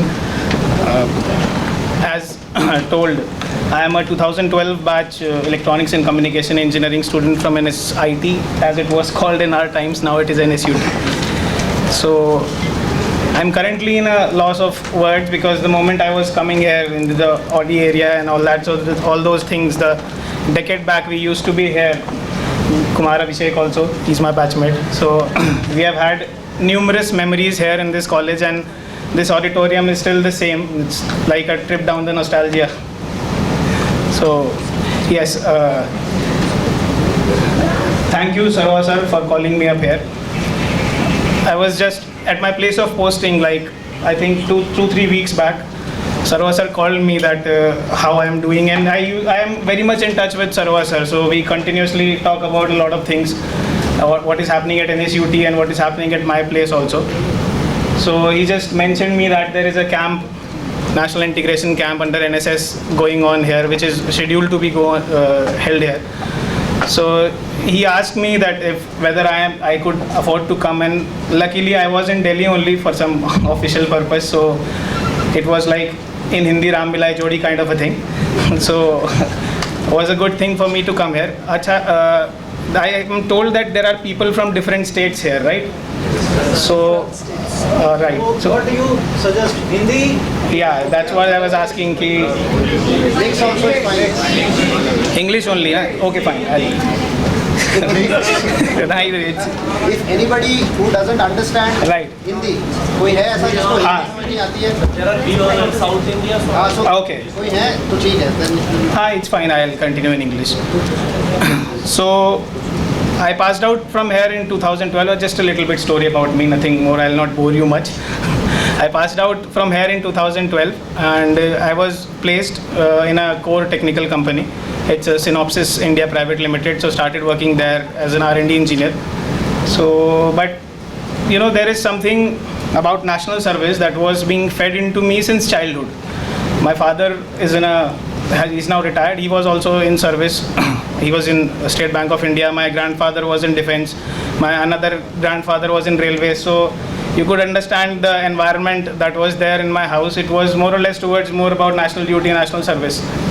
But we were the Gen Z, what you call, Gen X, Gen Z at those times, 2012, 2010. No idea what these people would know more. So we were from that generation where, you know, the package, the CTC and all those stuff were very much overwhelming us. So when I get into NSIT, my father did tell me that you could try or start preparing for the civil services or engineering services, whatever. So we were more overwhelmed with the package kind of a thing in those times. So I did not pay much heed to that idea of, you know, exploring the national services, civil services. So did well in my studies, then got placed in the core company of electronics, started working there, but then अब इसको English में कैसे बोलेंगे then वो कहते हैं ना जो कीड़ा होता है एक अंदर जिसको समझ में आएगा उसको समझ में आ जाएगा तो right so that warm keep on hitting in my head that I do not belong here. This is again, I am giving a very wide disclaimer. This is nothing against the people who want to go into the technical field and want to work in the private. Nothing like that. Everybody has their own will and all, but it's like my personal will that I was working there and I did well also. I worked for 3 years there, but within like 1.5 year or 2 year, I was more or less inclined towards कि यार ये एक ऐसी चीज़ है जो ज़िंदगी भर शायद नहीं हो पाएगी. मतलब I cannot carry this for long, and I have no shame in accepting that this guy sitting right here is one of the catalysts who pulled me out from there. So we met at one of our common friends' wedding, and I met him, and he was already into RBI grade B at that point of time. So he cleared IAS after that. So he pulled me out of that thing because I was, you see, everybody has a risk-taking capacity. Every one of us has a different risk-taking capacity. So when I was working there in Synopsys, my CTC at that time in 2015 was 15 lakhs plus. Right, today you might get even more than that, way more than that, but in those times, getting a CTC of 12, 13, 15 in a core electronics field was a big thing. And that too, sitting in your home here in NCR only. So everything was there to pamper you and comfort you. So he pulled me out of that thing. He said कि कुछ अगर करना है तो कहीं से तो निकलना ही पड़ेगा. That was his words. So I took that leap of faith because we have been very good friends since college. We have even opened for the same team of college in cricket many times. So we have had that camaraderie since before. So I left my job, took that leap of faith. And one good thing that I would say about my parents is it's just an anecdote, a funny anecdote maybe. I came back after meeting him. I came back. I thought about it for like 4 or 5 days. I gave it a thought कि अब छोड़ेंगे तो कैसे होगा, क्या होगा, and all of that. The contracts are also there with the private companies. So I told my father sitting like that. He was still working in SBI. So I told him that I want to leave my job. So my father said, why? Well, that's a natural question. Anybody would ask that you have passed out from a good college, you're working, why do you want to leave that job? Plus, the age of 25 is not leaving the job, it is about getting married. Normally when you are settled, right? So he asked why. So I said, I want to do something else. So again, the natural question, what? So I told him probably I will try for the civil services or probably get into the government at an officer level post somewhere to serve the country. I don't think anybody of you can guess what my father's response was, but his response was, give me your laptop, I'll go to your office and deposit it tomorrow. Like, it was a very, very weird and a happy weird kind of, a good weird kind of a response. So it gave me confidence even more to leave the job. Because ideally I have talked to many people and the parents are not very forthcoming of the children when they want to leave their job, such a high paying job, right? So I left the job and then he was the guide to how to go about it, the civil services and all of that stuff. And I probably think that many of you would already be wanting to get into the civil services. There are people, I mean, and the people are from 12th or college? So the college going people would have fair bit of idea, a little bit of idea. Hai koi? To become a civil servant, can we have a raise of hand?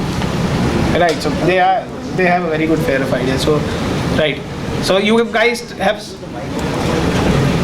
guys have started something or reading the newspaper or taking guidance, watching videos, anything? Or you just have this, we'll do it after the college, ऐसे कुछ है? So you have started, right? See, I don't believe in giving a monologue. So थोड़ा participation रहेगा तो it is better. Right, so coming back to the thing, it's good that you have started in college. Very good that you have started in college, because I started it 3 years after the college, after leaving my job. So naturally it takes more time than that, and writing habit is also gone and everything. So then I joined a coaching, started studying, wrote my first attempt in civil services 2016 and went up till the interview stage also.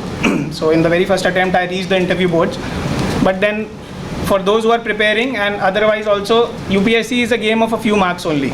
It's like 5 marks here and 5 marks there, you are in the list or out of the list.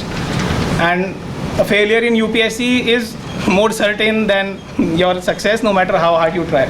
So then again, kept on giving attempts. I attempted 2-3 times, 3 times to be precise, I attempted UPSC. But by the time there were other exams also for the government. For those who want to know, they can connect with Kumar also, with me also, afterwards also. There are a lot of exams that probably we can tell you, or you can also get it through Google and YouTube. A lot of channels are there. So I wrote RBI grade B also, reached till the interview stage there also.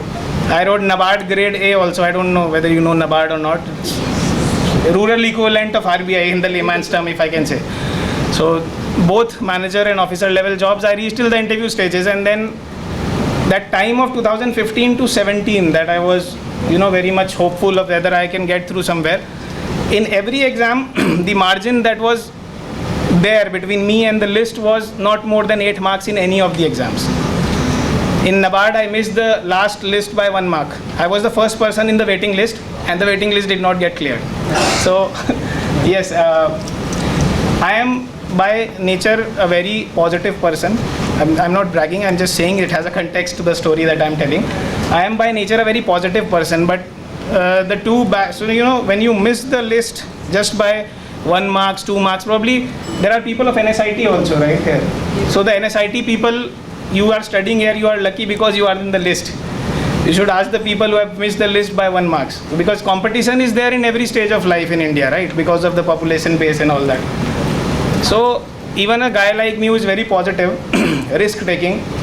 By 2017 or something ना, even I was very कि भाई मेरे साथ ही क्यों हो रहा है types.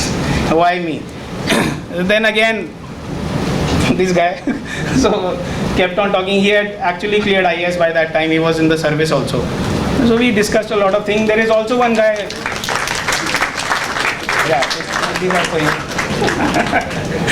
There is also one guy named Naveen Jhakar. He is also a batchmate of ours. He is in Indian Telecommunication Services. So Naveen, Kumar, these were both two the pillars of strength that I can call in that guidance process and that preparation time. So since I was writing a lot of exams, there is also an exam for the service that I am in, as it was told. So I got cleared through that and then I joined there. So how to go there, I cannot tell you on camera and on the mic. If you want to know anything about it, I am here after the program. Anyone of you, if you are interested. Acha, how many of you are actually interested in doing some James Bond work? काफ़ी हैं. हाँ नहीं ठीक है. So you want me to cut it short? अच्छा नहीं better. We'll just give a short introduction and then let them speak. हाँ मैं वही बोलने वाला था. Sir said that speak about your journey so that your type. नहीं am I boring someone? Just let me ask you. हम लोग बहुत ओपन लोग हैं भाई. हम लोग सर्विस में हो गए इसका मतलब ये नहीं है कि हम बहुत बड़े हो गए हैं. आप लोग खड़े होकर बोल सकते हैं. Even when he speaks or I am speaking I can speak on his behalf too. You can tell sir boring हो रहा है, अब और मत पकाओ, क्योंकि हम लोगों ने भी आपकी जगह बैठ के बहुत बोला है ऐसा. हम लोगों की जितनी भी ऑडिटोरियम की फोटोज हैं, whatever photos we have of the auditorium, you won't even see the stage because we are sitting there. So when you take our photo, you will not see the stage. So we were never the first benchers and all. तो वो सब रहता है college में और वो करना भी चाहिए. अगर वो आप कॉलेज में नहीं करेंगे तो probably you are missing a lot of things in your life. Right. So currently I am posted in Jharkhand. It's a Naxal corridor, if a lot of people would know. So I have had my share of good experiences in that field and being in the field. Achha, let me ask you. You raised your hand, right? फंस गए भाई, आगे बैठे हो. So you wanted to say, you said that you wanted to do some James Bond kind of work, right? Yes, sir. So what do you think that is like person like me or probably people in the Indian Secret Service would be doing? Sir, actually it's quite a reverse type of question. Hello. So sir, basically I wanted to ask you about this question the same, like kind of a reverse one only. So what's your perception? Sir, my perception is quite like these people like think of everything as a riddle and like solving like a habit of solving Morse code, thinking of Morse code all the time and thinking like not having a brilliant observation skills and extraordinary style, like thinking style. Right. So what you said are the basic traits and the values that are required. I just wanted to know what is your perception, what do we do, if any perception, like Ekta Tiger probably. Like James Bond. Sherlock. Right. Sherlock is with criminal investigate. What he says himself? Detective. Criminal detective. Right. See, it's like I can give you a very brief detail of the things that are in open domain also, because I cannot share a lot of things on the camera and on the stage. So, I will share in person if anybody wants to hear. I have no issues in that. But just that, just in case somebody is recording and all that. So, वो मेरे ऊपर आ जाएगा तो मैं कैसे defend करूँगा? See, it's like Indian Secret Service primarily concerns national security of the country, as it is implied also. The point is, what is national security? So, can I have some answers from you in general layman terms? This is not a viva. I hated vivas, by the way. So, what do you think is national security in general, normally?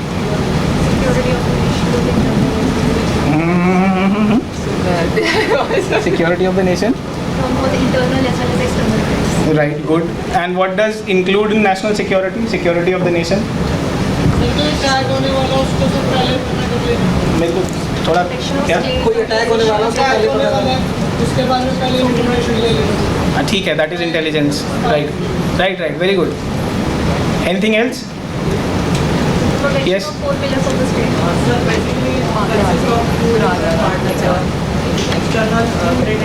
इसको mike दे सकते हैं क्या?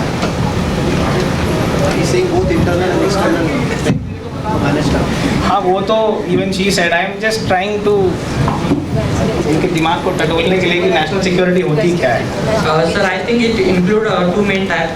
Firstly, internal security as well as external threat. External threat include like terrorism, human trafficking, and extra activity. While the internal threat consists of corruptions and things related to that, which are mainly concerned within the country. Okay. And external are the things which are coming throughout the country. Means that's the basic thing I know.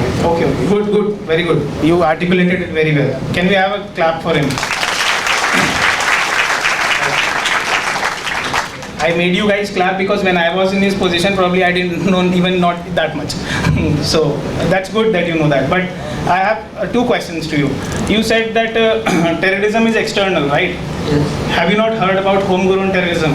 Yes, I have heard about it, but somehow I think that it is somewhere part of terrorism. But maximum terrorism has been come from outside the country. Like we are, some of our people are financing them and they are attacking on ourselves. Like we are providing them money through black market and that onion or browser, anything like that. So they are using that money as a finance and they are using it against us.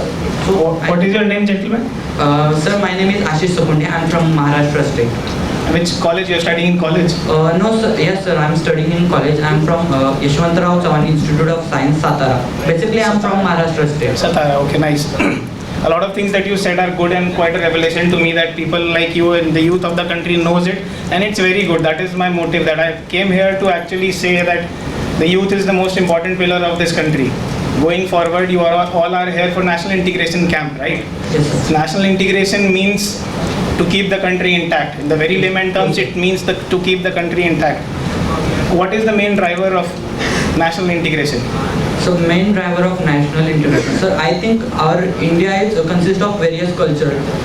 We just need to get collaboration of all the cultures and to exchange our idea, thoughts and culture. That is the process. Anybody else? What is the main driver of national integration?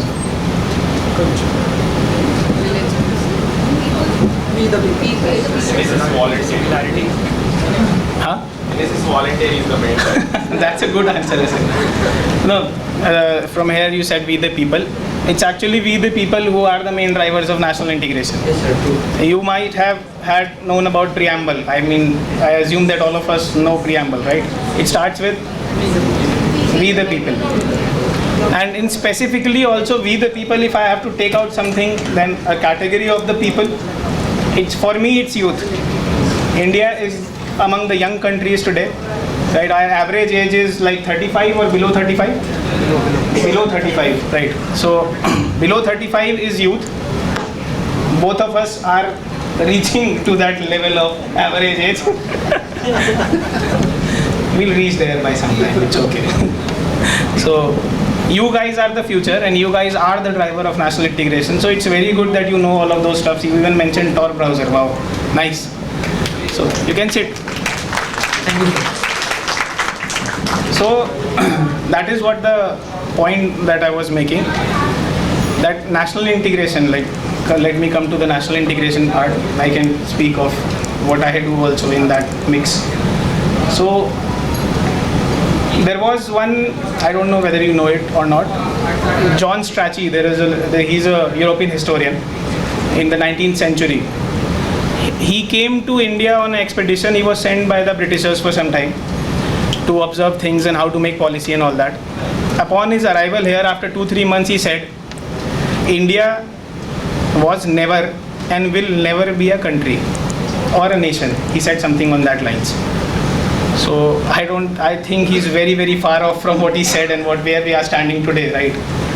So how was it done I mean, what made it possible to actually, this vast geographical expanse that we have, you also mentioned, the cultural diversity you mentioned, and the religions you mentioned, how was it possible? And we are still standing strong, and we are still moving ahead. See, the inflation and all that stuff that is happening these days is a temporary thing. If you want to see a country in a domain, you have to take a very macro perspective. If you see from 1947 till where we are standing today, it's a tremendous story. It's an enigma. It's so much of an interesting story that without any direct foreign aid, we are continuously developing, and we are among the fastest developing countries in the world. Without direct foreign aid means we have not joined any of the camps of the global geopolitics. We are not pro-US, we are not sitting in the laps of the US, we are not siding with the Russians. Majority of you read the newspaper and aware would very clearly know the stand that our Honorable Minister of External Ministers have taken, and how our diplomacy have been in this Russia-Ukraine war. And since beginning? Yeah, since beginning we have been like this, from the non-aligned movement and all that. So, it's a matter of pride that a country such large, such diversity. I mean, when I asked how many of you are comfortable in Hindi, that in itself speaks about the diversity that is sitting in front of me. It's like a mini India that is sitting in front of me, right? So, and just don't think that I'm asking whether I want to speak in Hindi. It's my mother tongue, so I feel more comfortable speaking in it. It's not that I have any negative connotations about other languages. Languages are at the heart of India, and it what makes India more strong. So most probably that is what I wanted to speak about national integration. And what do I do?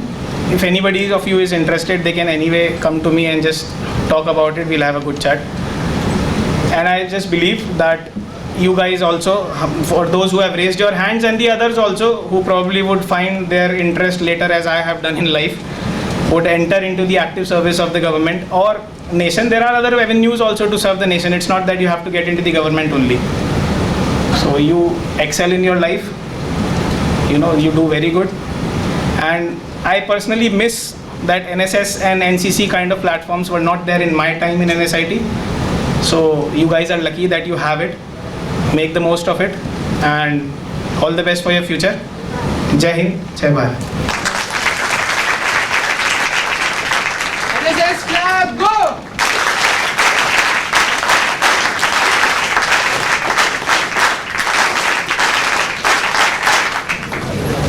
It's a pleasure to welcome you, sir. Now I'd like Mr. Praveen Saroha, sir, to present a token of respect to Sri Divyam, sir. And we started just by giving him the mic in front of the mic. We have not formally welcomed Divyam and Kumar Abhishek. So welcome you, sir.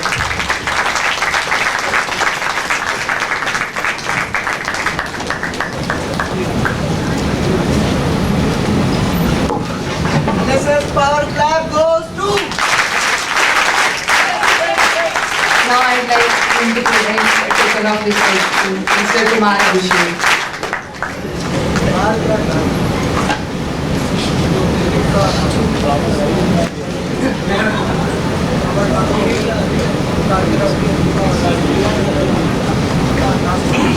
You can ask questions because see, sir, it should be more interactive. This session should be more interactive. Sir, introduction. Sir, Okay, I'm just saying we should be more interactive. we also have with us Mr. Kumar Abhishek, who is also a graduate of ECE Department of NSIT 2012 batch.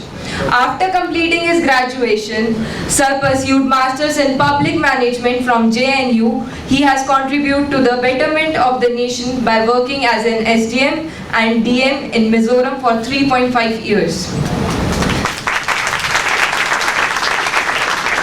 And now serves as the Director of MCD Delhi in Shadra North Zone.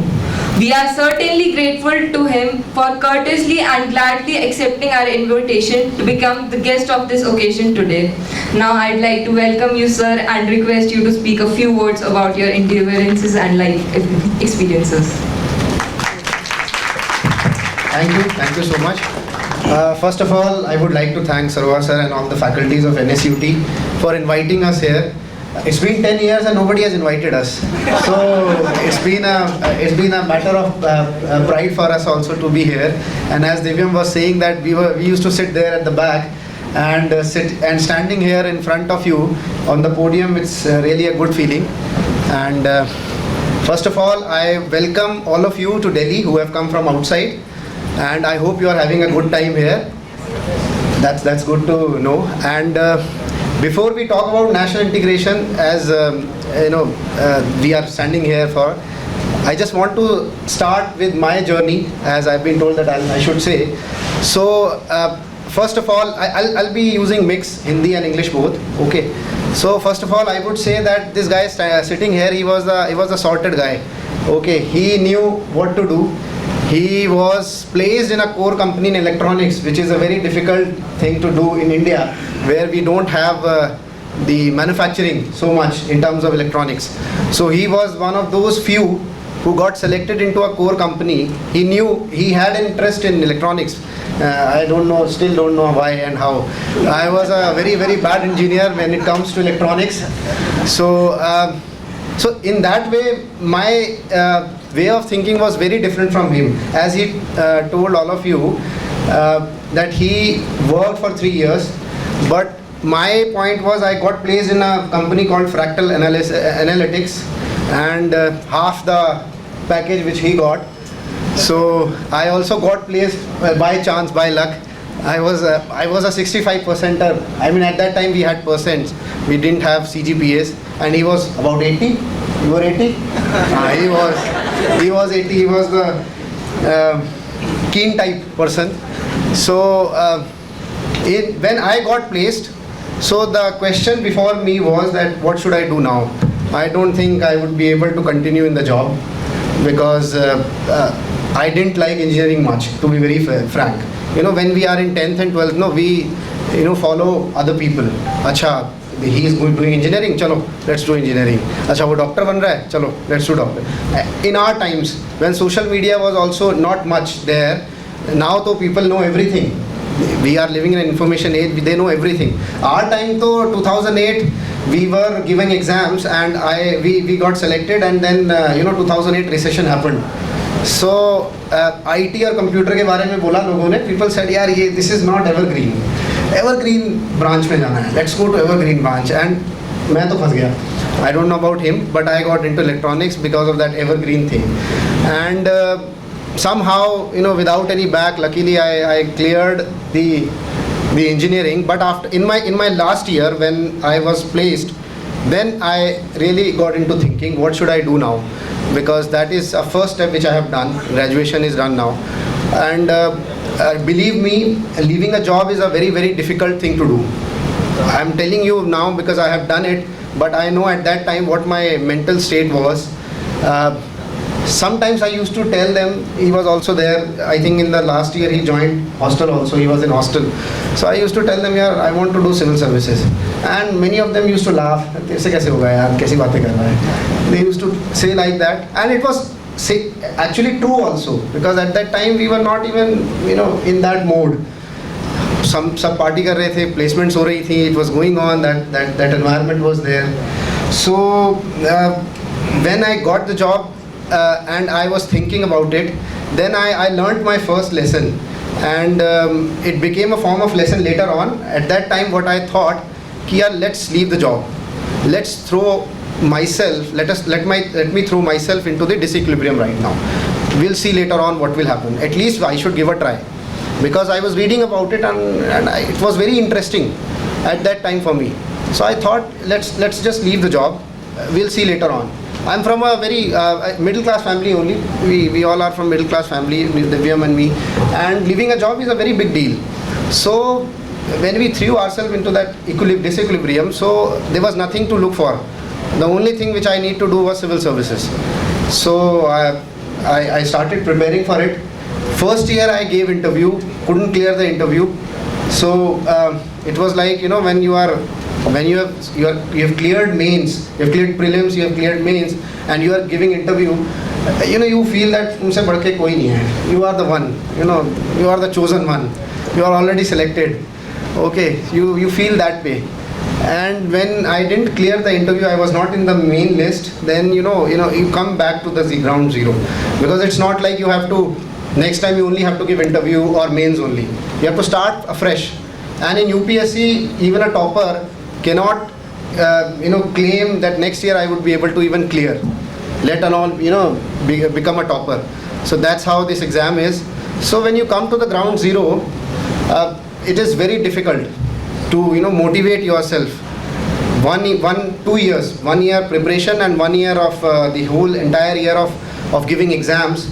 After 2 years, when you don't have any job and you are not even selected, it's very, very tough on you. And at that time, you have to actually pick yourself up.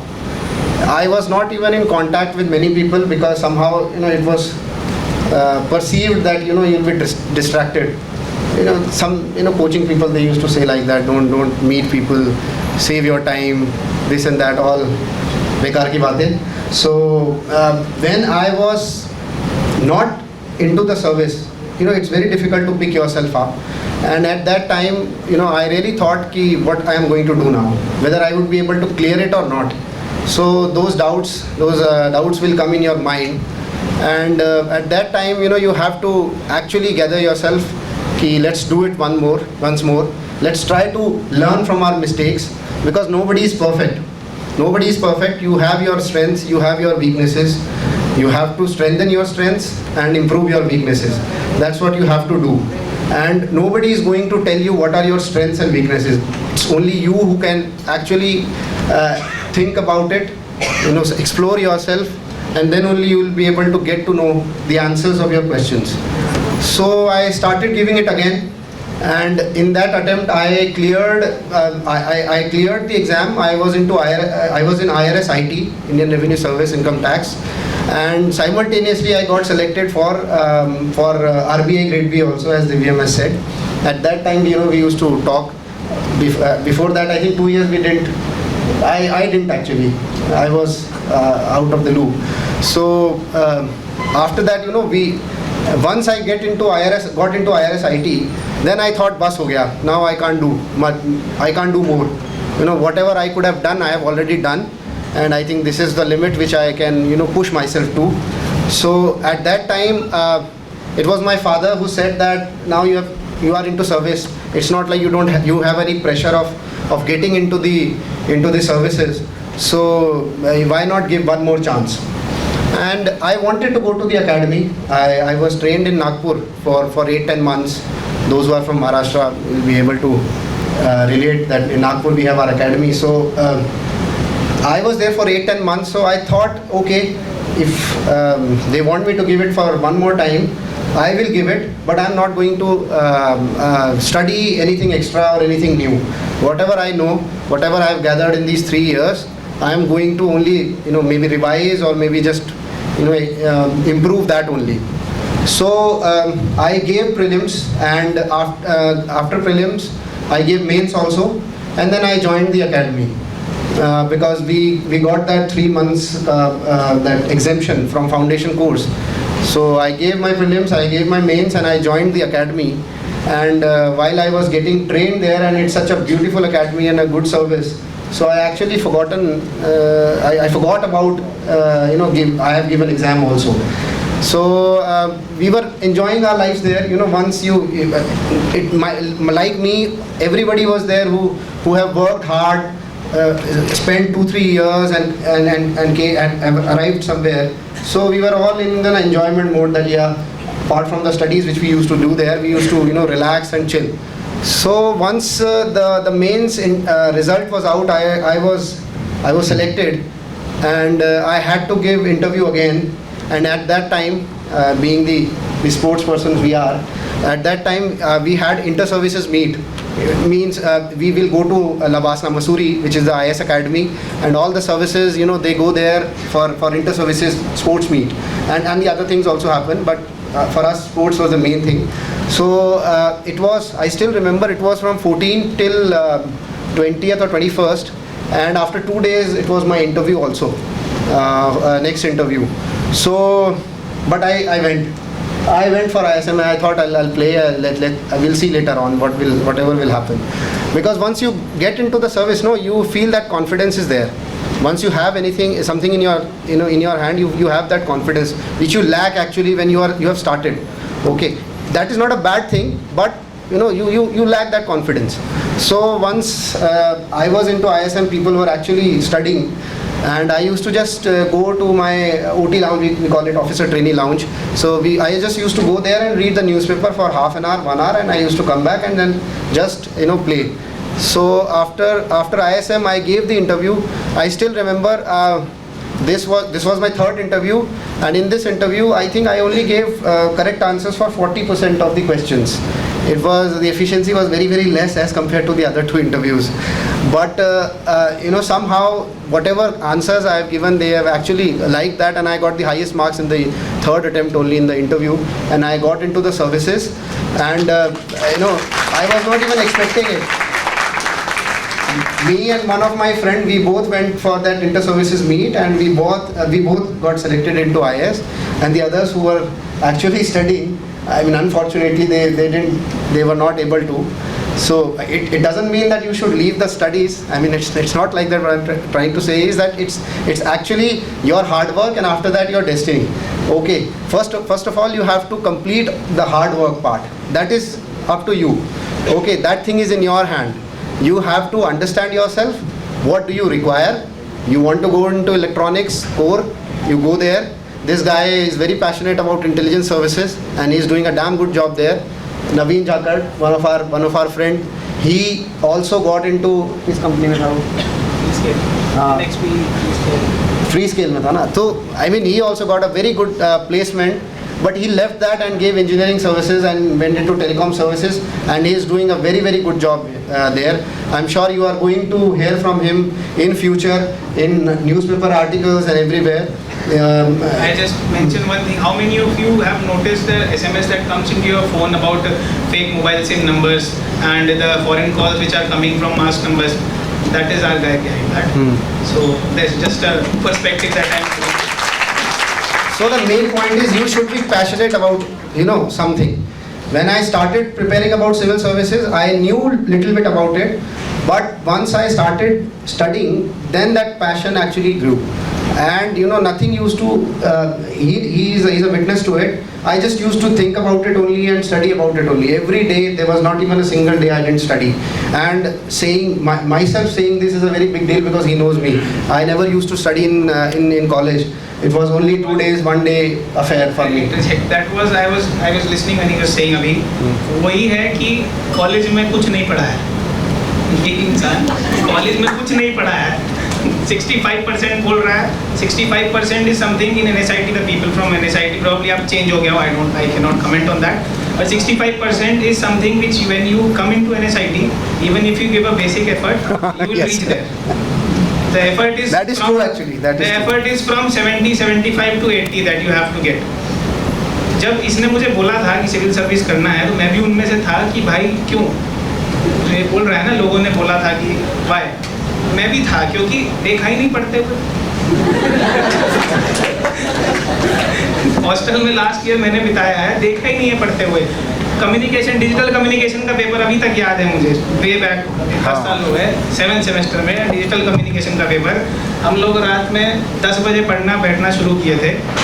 मैं पढ़ने वालों में से था, बताया है क्योंकि मैं पढ़ने वालों में था भैया. मैं हूँ उसमें कुछ नहीं कर सकते. ये और मेरी क्लास के सारे लोग, मैं पढ़ रहा हूँ, समझ रहा हूँ और बता रहा हूँ. ये सब ऐसे बैठे हैं पीछे 11 कुर्सी के साथ रूम में. मैं पढ़ूंगा, समझूंगा, इतने ही चुप रहेंगे क्योंकि मैं समझ रहा हूँ. मैं पढ़ के समझ के बताऊंगा. और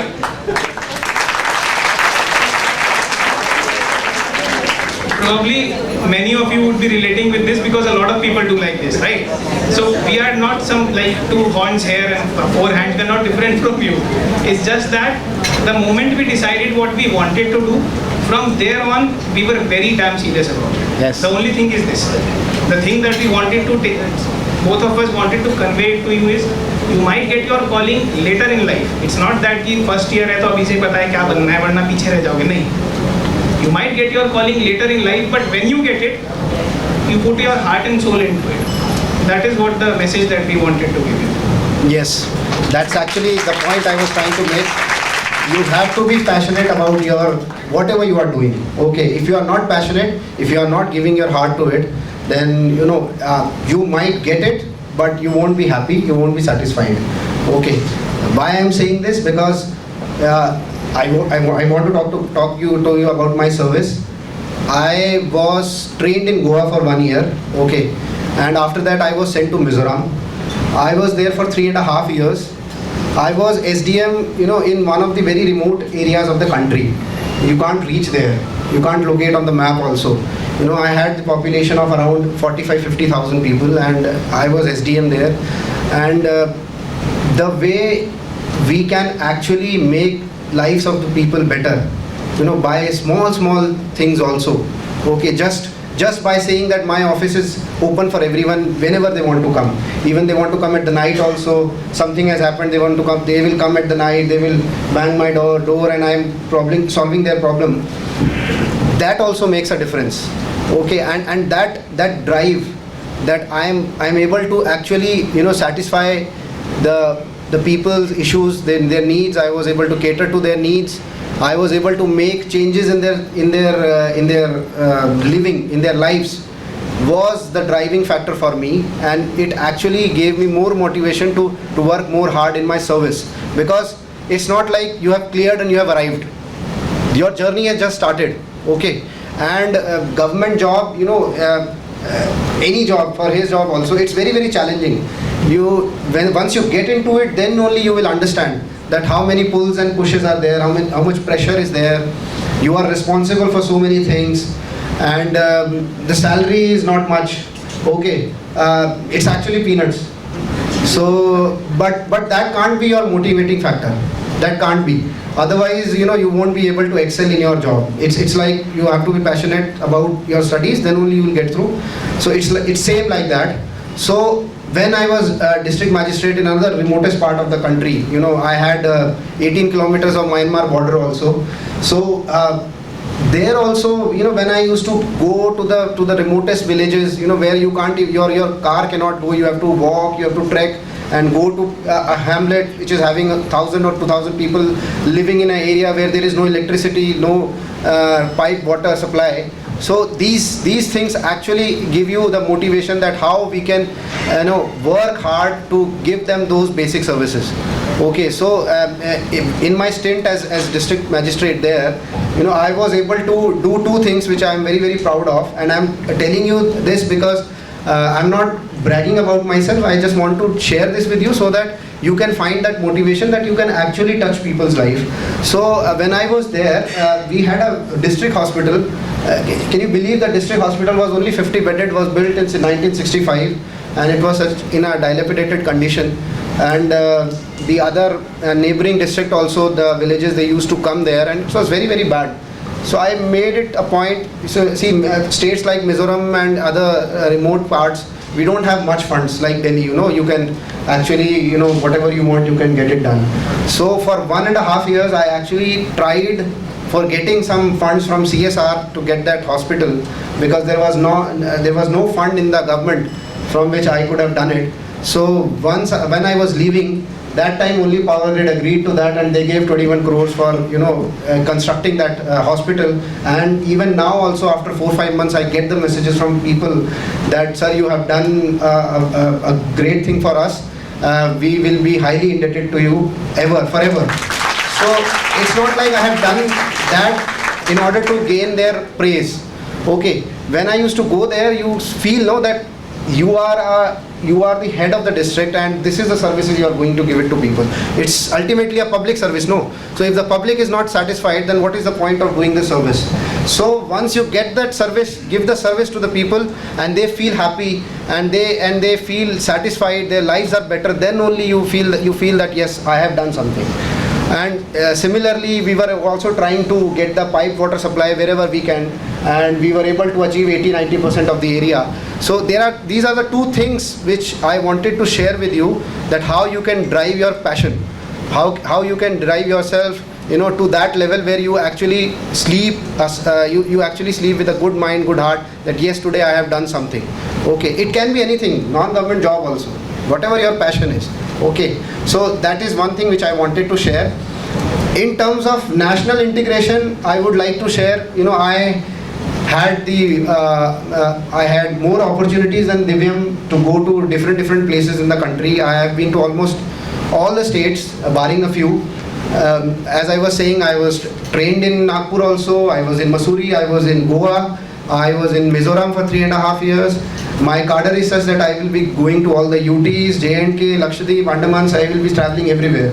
So the only thing which, when you are from Delhi or from North India, you don't, you go to Goa, there is Konkani there, language. You go to Mizoram, there is Mizo. You go to Daman, there is Gujarati, Pondicherry, Tamil. So languages are different. But it is actually the responsibility of the officer to understand that what people want. Okay, they will tell you their problems in the language in which they are comfortable. It is your responsibility to understand it, whatever way you want to understand, and solve it. So I was in Goa, I learnt a little bit Konkani. I was in Mizoram, I learnt how to understand Mizo. At least I was able to understand what they are saying. Then I used to speak very less in Mizo because it's a very difficult language. So that's how you get in touch with the people's lives, their culture. When you stay there, you understand that how rich the diversity of culture, of language, of the attires we have in the country, and that's what makes our country a nation. The unity in diversity makes it a nation.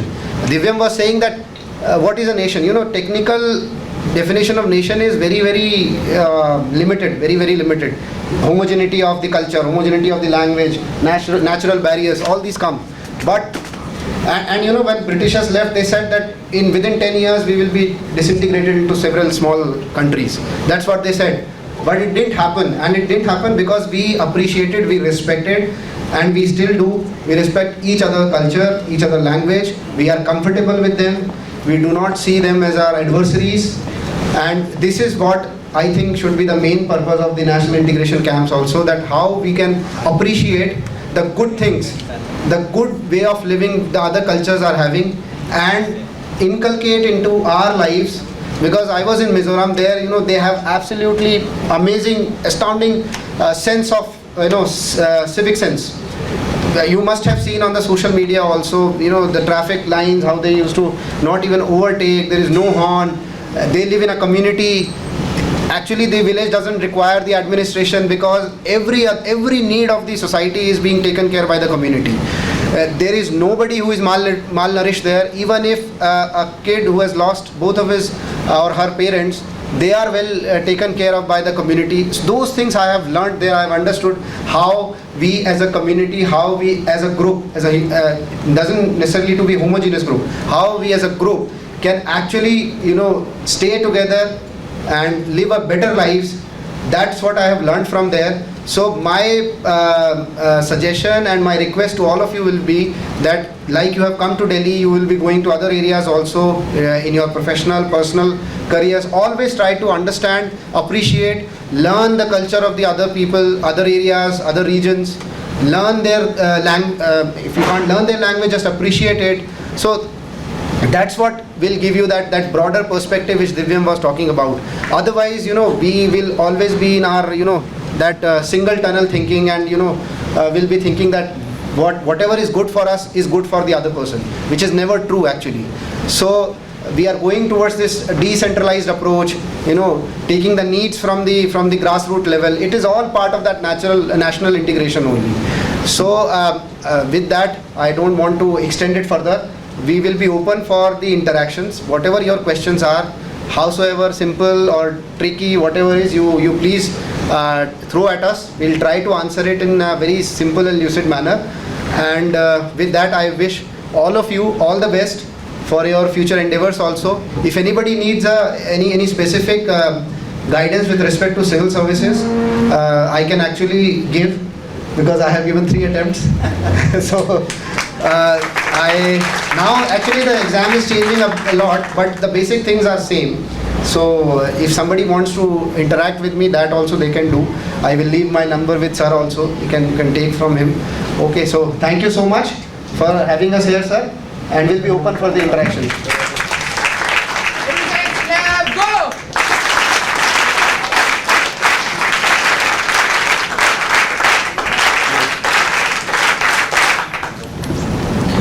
Thank you, Kumar, Abhishek, and thank you, Devam, for giving us so much time, your experiences, your journey to success. Though it's not easy, but you had made this, and we are proud that we are associated with you. और हमें बहुत मतलब गर्व feel होता है जब कोई teacher किसी अपने स्टूडेंट को सर कह के बुलाए, तो it's the proudest moment for that teacher. So I'm really proud. मुझे मेरा गर्व, मेरे को अच्छा लगता है कि मेरे बच्चे जो हैं इतने आगे बढ़ के मेरे साथ खेलने जाया करते थे, मेरे साथ बहुत ऐसे मोमेंट्स इन्होंने गुजारे हैं जो मुझे अभी भी याद पड़ता है कि मुझे ऐसा लगता नहीं था कि ये यहाँ पर पहुँचेंगे, पर इन्होंने वो मुकाम हासिल किया क्योंकि वो स्टूडेंट लाइफ में कुछ शरारतें, कुछ थोड़ी बहुत खट्टी मीठी बातें, बट इन्होंने वो अचीव किया और ये डिज़र्व भी करते हैं. मुझे एक छोटा सा आउट ऑफ द क्यूरियोसिटी, एक छोटे से मेरे कुछ क्वेश्चंस हैं from both of you. Generally हम लोग ना, आप लोग जो IAS क्लियर करते हैं या ऐसा करते हैं, तो कुछ क्वेश्चंस बोर्ड जो पूछते हैं आप लोगों से, वो जनरली YouTube पे बहुत आते हैं कि भाई ये क्वेश्चंस पूछे हो, क्या उसका आंसर होगा, ऐसा कुछ. तो वो तो एक तो पहला ऐसा कुछ है क्या, और ऐसा कुछ है तो कोई क्वेश्चन जो आपसे कोई आपके बोर्ड ने पूछा हो और वो आपने वो क्या उसका ट्रिकी क्वेश्चन था, उसका क्या ट्रिकी आंसर दिया. तो मुझे मतलब ये मेरे को अपने आप में एक वो रहता है. प्लीज एनी मतलब remembrance of that. Well, sir, as you are saying, no, that on YouTube we see a lot of questions, mock interviews.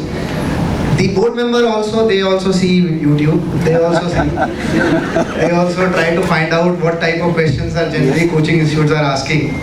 And believe me, sometimes I feel I can't even clear that mock interview, that YouTube one. I can't. The way they ask questions, it's not like that. See, it will be tricky. First of all, you are sitting in front of 5 people, okay, very senior officers, very senior people from all the walks of life. It's not like they are bureaucrats only. And they are just sitting very close to you, okay, and in a U shape they are sitting very close to you, so that time only you feel your heartbeat is going up. And the first 2-3 questions they will throw at you like a bomb, okay.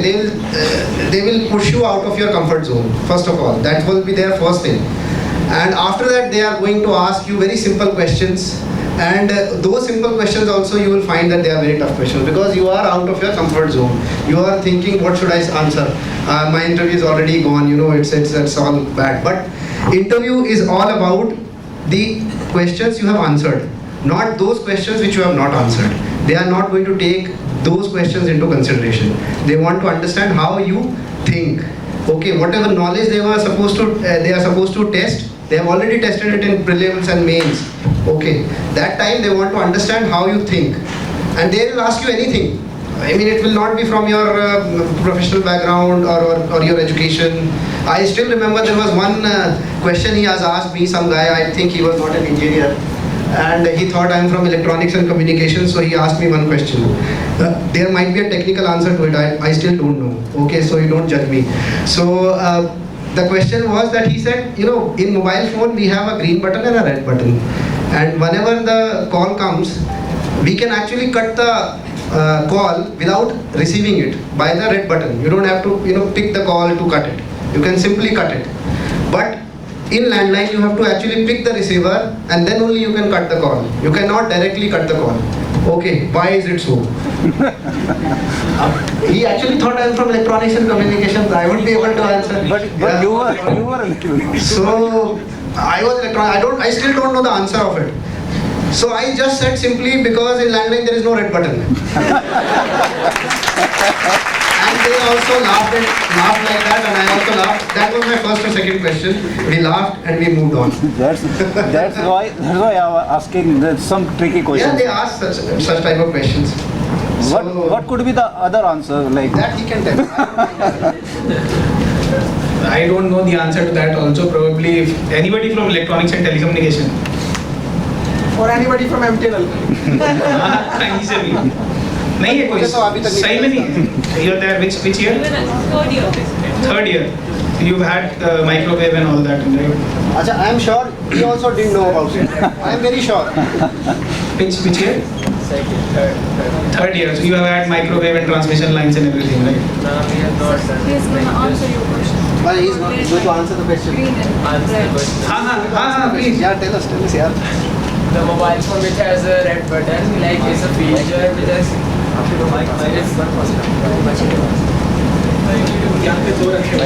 Yeah, this is you.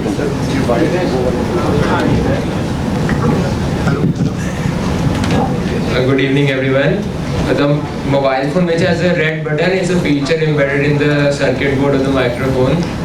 The mobile phone which enables the user as an ease of usage, which helps to directly decline the call and like just not answering it and not disturbing that person that you intentionally picked up the call and then rejected it. Like the person who's calling you from the other end would not feel embarrassed or would not take it to heart. Essentially, I was right. It's a feature like that. Essentially, I was right. They didn't put that red button in the circuit of landline.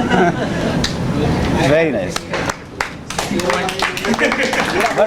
But Abhishek and Divyam, मुझे क्या लगता है कि वो answer उनको यही वाला ही सुनना था, ये वाला आंसर उनको नहीं सुनना था.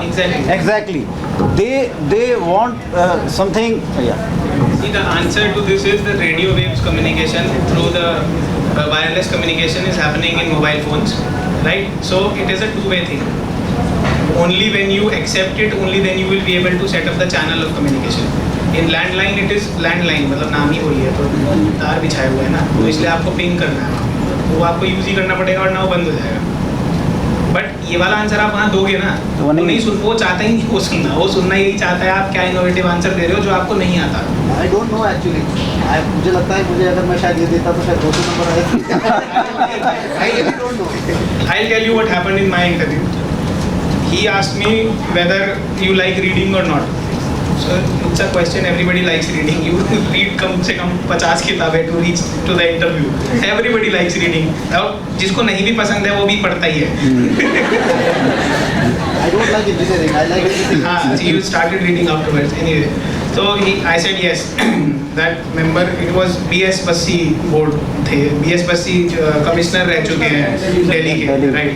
A very strong personality. So उन्होंने ही पूछा था, एक पैनल मेंबर ने पूछा था कि अच्छा यू लाइक रीडिंग, ठीक है, तो what do you read? So I told non fiction, ऐसे करके बोल दिया कुछ. तो वो बोलते कि tell me the name of 3 names of Russian novelists and 3 names of Russian वो Chinese something. अभी this question has no sense. Okay, because I am not appearing for Russian civil services, I am not appearing for Chinese civil services. And in India, if you are asking somebody random, पहली बात तो Russian कौन पढ़ेगा भाई जब उसने अलग से नहीं लिखा है. मतलब how many of you actually read Russian? Russian novels पढ़े हैं. तो ट्रांसलेटेड पढ़े होंगे ना. बट नहीं पढ़े हैं अगर आप वहाँ एकदम से पूछ ले तो this is a bouncer kind of question. They want to throw you out of your comfort. तो उसमें मैंने जो किया, मैंने थोड़ा सोचा, फिर मैंने पता नहीं दिमाग की बत्ती कहाँ से चली. यहाँ सारे इंजीनियर ही है मेरे ख्याल से, मैक्सिमम इंजीनियर ही होंगे, तो इरोडोव का नाम तो सुना ही होगा सबने. तो रशियन ही है ना. रशियन ही है ना. दिमाग की बत्ती जल गई, इरोडोव का नाम बोल दिया. एक नाम बोलने से क्वेश्चन हो जाता है. Because they just want to check whether when you are throwing it off your feet how would you react. They didn't, मतलब उनको मेरे से 6 नाम नहीं चाहिए थे. They do not want 6 names. Probably मैं दे भी देता हूँ, उनको खुद नहीं पता होते. तो ऐसे क्वेश्चंस पूछे जाते हैं, लेकिन YouTube पे बहुत अजीब पूछते हैं. मतलब वो थोड़े ज़्यादा अजीब होते हैं. उस टाइप के नहीं होते, थोड़े एक फ्रेमवर्क में होते हैं, but generally they do ask. I remember one question. पता नहीं अब आप लोगों को क्या उसको रिएक्ट करोगे कि बोर्ड ने जैसे ये गए IAS का इंटरव्यू देने के लिए और मैं क्वेश्चन पूछ रहा हूँ कि like you have to be on you are on the 10th floor of the building and this is the 10th floor and I ask you to jump from a window. So what would you do? You jump or you will not jump? Jump inside. He will jump, but inside. That's why I was these kind of things generally. Any other questions from the our resource persons? Yeah. Sir, it is quite like a political based question. So I was willing to ask this from certain person, like because you have seen things in the field also. So basically there was an anime, Naruto was named, but it gave a message that how can you end up the cycle of hatred in the society that continues for generation to generation. As we have seen the news, and I don't want to refer to the situation, but everyone can get to it. So how can we end that cycle of hatred in the society for this name of for the national integration that we are saying? I think you have crossed the first barrier only. You are sitting here, you are in a national integration camp, you are meeting people from different cultures, different languages, you are interacting with them, you are learning their good things, you are passing on your experience to them, and hopefully you will become friends for future also, those of you, whom you have met. So this is the first step actually. Okay, so apart from that, it is a very tricky question because because what do you mean by hatred? Okay, it has a political connotation also, it has a sociological connotation also. Okay, leaving aside that political connotation, how you are going to deal it in your society, in your community, it actually depends upon that community itself. Okay, if you go towards the political connotation, that's a different thing altogether.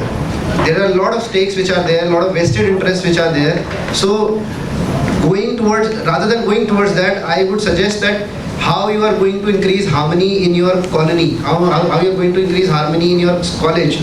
In college also there are different people from different religion, caste, region, in our college also. So it actually starts from you. Okay, if you are good to everyone, I have seen people, I have served in Northeast, so I can tell about it. I still remember, even now also we call, in Delhi and the other parts, we name call the people from some certain region. Okay, it still happens. And whenever, when I was in Mizoram, so somebody used to call me, people who are educated ones, okay, like they have done good things in their life, they are successful in their profession. And they used to ask me, so where are you posted now? So I used to tell them I'm in Aizawl. So they used to tell, so how is Meghalaya? So I think everybody, so I used to tell, oh, Meghalaya is good, but I'm in Mizoram right now. I'm not in Meghalaya. So that is the level of awareness we have. Okay, and Northeast is such rich culture. Every state, it has so many tribes and they have their different culture, they have their different way of wearing their uniforms and costumes and their dances. They're so rich. And I was lucky to be part of that. I have learned so many things there. So that's the level of awareness we have. What we feel is that we are the one who are the best in the region, in the country, but it's actually not so. Okay, everybody has their own strong points, cultures, regions. So we have to learn, appreciate, reading about them, meeting them, interacting with them. That's how you. It is a slow process. You feel that it can happen in 5 years or 10 years. It's not like that. Generations will go into it. But you have to have that right intent, right mindset. Okay, so that's what I wanted to say. Rest, I think one of the major part of the secret service, intelligence service, which I feel, I'm part of that Viva now, which I feel is that you have to stop the youth into going into the extremism also. Okay, into that arena. And in order to do that, they have to do some things which actually make them feel proud about the things they own, the things they the region in which they live, and give them ample opportunities. Okay, so this is also part. It's all a same same context.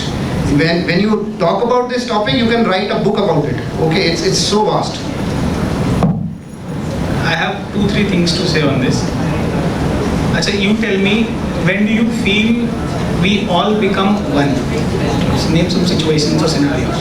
So what I think, when is the time when people stop treating others as stop this cycle of domination or towards one. That is prescriptive. I mean, you are suggesting, right? Yes. It will happen when this will happen. I am asking from current times, in your lives, when do we see, or when have you seen India as one? There have been instances. So there are cricket matches. Exactly. Yeah. So that is the first point, sports. Yes, sir. It's a very major point, I'm telling you. Sports unites like nothing. There is nothing else on this planet which unites more than sports. Yes, sir. Why I'm telling so? Because sports transcends national boundaries also. You are cheering for Glenn Maxwell, yeah. Yes. Which you will not be doing 4 months after because it's a World Cup. Yes, sir. So, or will you? The first point is sports. Yes, sir. So for you or for other people also, there is a suggestion, try and take up some sport. You will informally meet people and you will forge a bond. We both are sports person. Sir has been the director. We have seen this because we have traveled. We have traveled to Triple ITM Gwalior, I remember. We have traveled to IIT. We have traveled to NITs here. We have traveled to BITS Pilani. We meet people. We make friends for life. There is one person I met in Triple IT Gwalior. He is still my friend. Otherwise, if I would not have taken sport or have been part, maybe you can even become a part of debating society and you can travel also. But anything which is not curriculum, I consider it sports only because you are interacting with different people. So one thing for the youth is take up some sport, which involves interacting with different people. That will force national integration automatically in you. First. Second instance. Anybody else also, because if I cannot see you. Defense. National defense, you mean to say national defense? I mean, there is an attack on India and then we all stand as one, right? That's one. But fine. So that's one thing. I just want to term it as adversity. To answer your question, adversity. What was COVID? Pandemic, like. It was an adversity, right? It was an attack on the country only. Yes, sir. Not purposefully by somebody else, but it was an attack. We were under attack by a virus. You did not help somebody who is not from your religion. I mean, I did. That where the government failed or